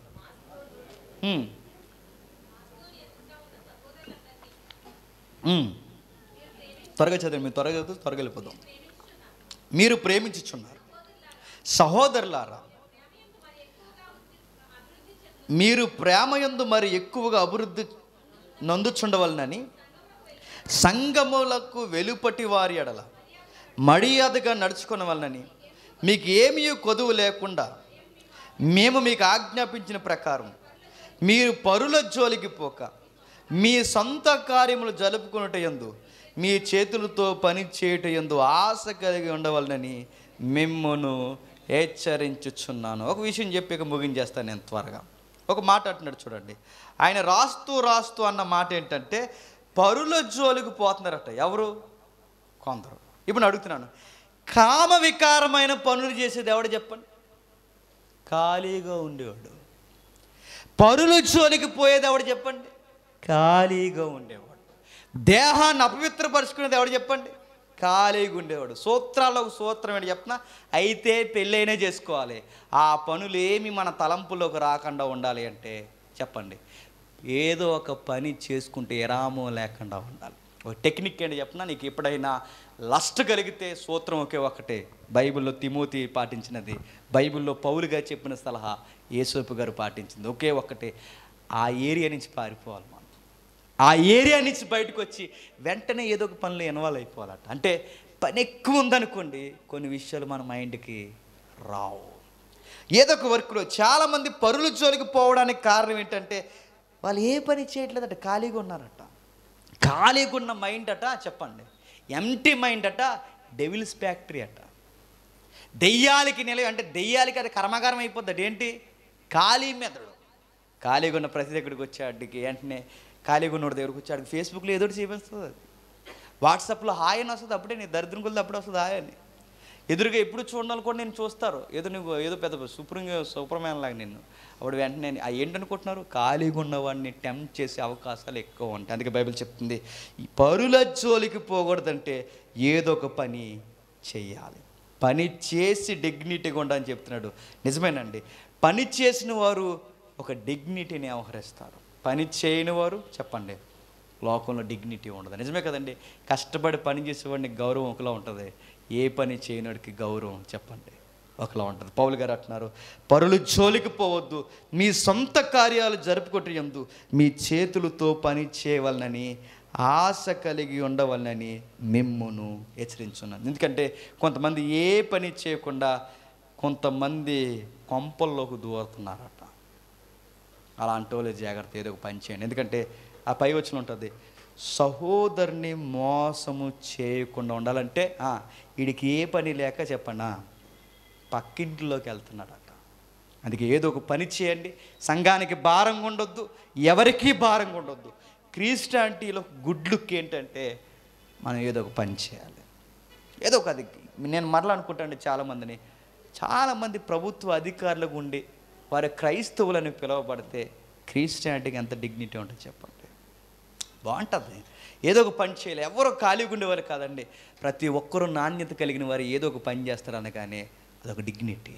పౌలు గారు చెప్తున్న మాట ఏంటంటే పని చేయండి, పని చేయండి, పని చేయండి. మేము పని చేయమండి, పరిచర్య చేస్తామంటే నేను చెప్తున్నాను, ఇది పని పాట లేనట్టు ఏదో ఒక పని చేయాలి. చాలామంది అనుకుంటారు పరిచర్య చేస్తే ఏ పని చేయకూడదని. బైబిల్ మరో కఠోరమైన మాట చెప్తుంది, నువ్వు ఊరకి ఒక రూపాయి తినడానికి నువ్వు దేవునికి లెక్క చెప్పుకోవాలి, జాగ్రత్త. అందుకే ఏదో ఒక పని చేయాలి. ఇవన్నీ చెప్పుకొచ్చి 5వ అధ్యాయంలో ఒక మాటని ముగించేద్దాం. 5వ అధ్యాయం అంతా వద్దు, ఒకే ఒక మాట, మొదటి వచనం. సహోదరులారా,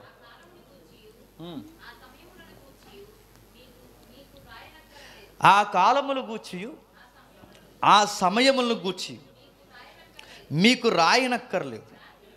రాత్రి వేళ దొంగ ఎలా వచ్చును అలాగే ప్రభు దినం వచ్చునని మీకు బాగుగా తెలియని ఒక ప్రశ్న అడుగుతాను, ఒక మాట చెప్పండి.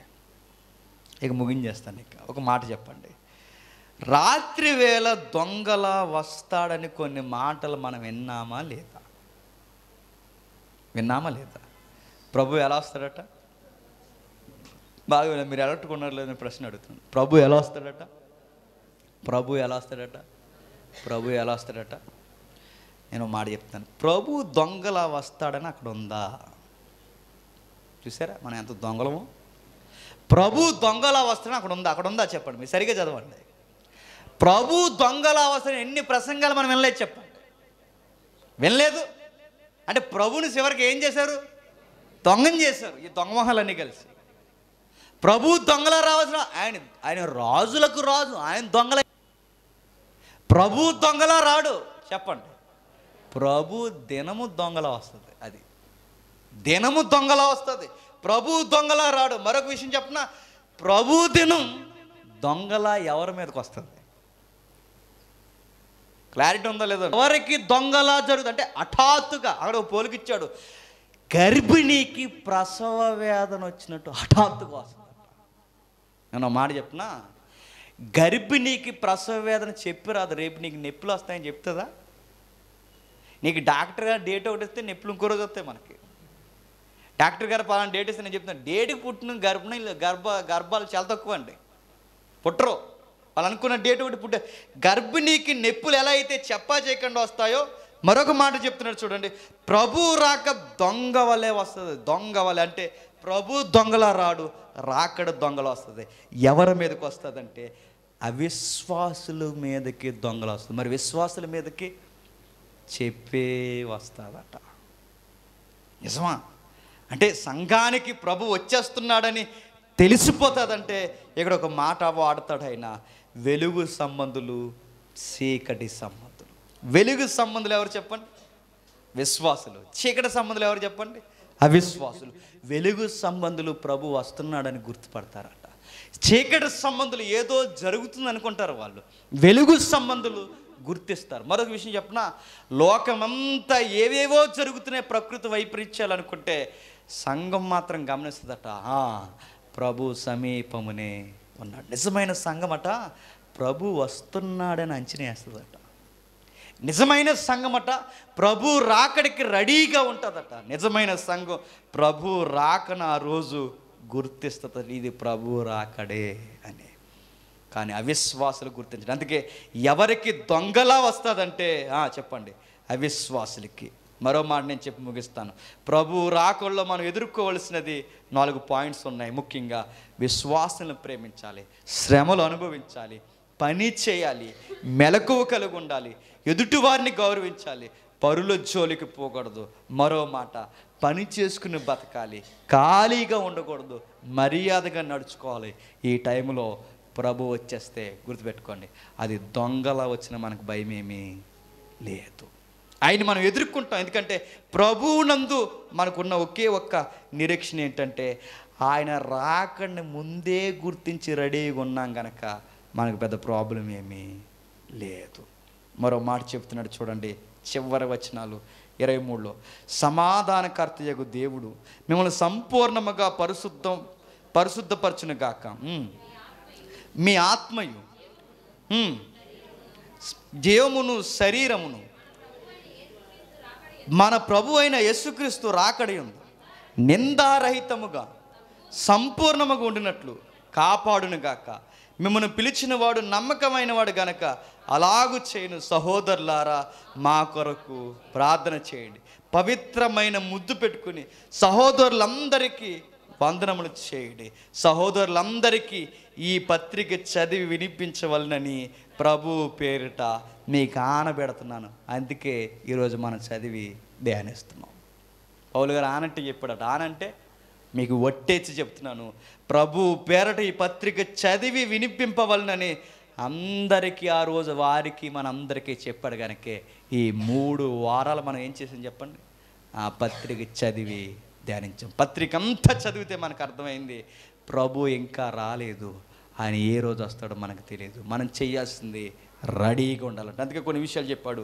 15వ వచనంలో కీడుకు ప్రతి కీడు చేయొద్దన్నాడు. 18వ వచనంలో దేవుని చిత్తమేటో ఎరగమన్నాడు. 19వ వచనంలో ఆత్మలను ఆర్పొద్దన్నాడు. 19-22వ వచనంలో 23-24 వచనంలో పని ఎలా చేస్తున్నావో జాగ్రత్తగా చూసుకోమన్నాడు. ఆయన చిత్తాన్ని నెరవేర్చమన్నాడు.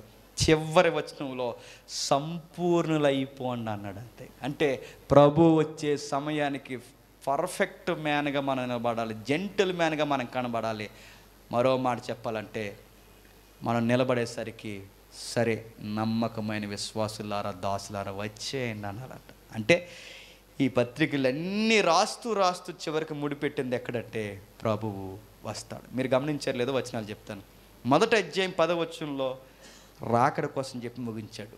2వ అధ్యాయం 19వ వచనంలో రాకడ కోసం చెప్పి ముగించాడు. 3వ అధ్యాయం 13వ వచనంలో రాకడ కోసం చెప్పి ముగించాడు. 4వ అధ్యాయం 16వ వచనంలో రాకడ కోసం చెప్పి ముగించాడు. 5వ అధ్యాయం 23వ వచనంలో చెప్పండి రాకడ కోసం చెప్పి ముగించాడు. అంటే ఈ పత్రిక అంతా ఏం చెప్పాడంటే మీకు ఎవడో దొంగబోధ చెప్తున్నాడు, గతికవాదం అయిపోయిందని. ప్రభు రాక ఇంకా ఏమీ జరగలేదు, ఆయన వస్తాడు. ఎదుర్కోవడం మనకి భయపడే దినం కాదు, అది మనకి చెప్పండి సెలబ్రేషన్ డే. ఆనందిద్దాం ప్రభు రాకడ కొరకు ఆనందిద్దాం. అందుకే అందాం మరణాత, ప్రభువా త్వరగా రమ్ము. నువ్వైనారా లేదా నన్నైనా తీసుకెళ్ళిపో, రెండింటికి నేను సిద్ధపడున్నానని ఎవరైతే సెయింట్ జెరోమ్లా మనం సిద్ధపడతాం, మనందరికీ ఆనంద కిరీటమే తప్ప భయమేమీ లేదు, రావాల్సిన అవసరం లేదు. మనం ఎలా బతుకుతున్నామో మన శ్రమలు చెప్తాయి, మనం ఎలా బతుకుతున్నామో మన బిహేవియర్ చెప్తుంది. ప్రతి విషయంలో రాకడ బయటపడుతుంది. ఆ రాకడికి సాక్షిగా ఉండండి, భయపడకండి. గతికవాదాన్ని నమ్మొద్దు, గతికవాదాన్ని గొడ్డలు పెడుతూ కొట్టండి. ప్రార్థన చేసుకుందాం. ప్రేమగల తండ్రి, కృపగల దేవ, విలువైన ఘనమైన సంగతులు తండ్రి, సుదీర్ఘమైన మాటలు వినిపించారు. వినగలిగే ఓపికను మీ బిడ్డలకు ఇచ్చినందుకు తండ్రి నిజంగా మీకు స్తుతులు స్తోత్రములు తండ్రి. చెప్పగలిగే జ్ఞానము నాకు అనుగ్రహించినందుకు మీకు స్తోత్రములు తండ్రి. ఉన్నతమైన విశ్వాసులుగాను సేవకులుగాను ఆ రోజు తండ్రి ఒకరికొకరు ఆనందంగాను మమ్మల్ని మలిచి నడిపించండి. సమస్త మహిమ ఘనత మీకు ఆరోపిస్తున్న మా శత్రువులను కూడా తండ్రి క్షమించండి. వారికి మాకు సఖ్యత కుదర్చండి. మా మీద ఇప్పటికే తండ్రి ఎన్ని ఉరులు బిగించాలి, మమ్మల్ని నాశనం చేయాలని చూస్తున్నారు, వారందరి ఆలోచనలు తండ్రి పెకలించండి. తండ్రి మాకున్న శ్రమలు బంధకాలన్నీ విడిపించండి తండ్రి. మమ్మల్ని ఈ రోజుకి తండ్రి చెడ్డ చేయాలని చూస్తున్న వారిని తండ్రి మీరే బుద్ధి చెప్పండి, వారికి మాకు సఖ్యత కుదిర్చండి తండ్రి. అందరిని మీ చేతులకు అప్పగిస్తూ అంతటా తండ్రి మిమ్మల్ని మహిమపరుస్తూ క్రీస్తున్నామని ప్రార్థన సమర్పిస్తున్నాం తండ్రి. ఆమేన్, ఆమేన్, ఆమేన్.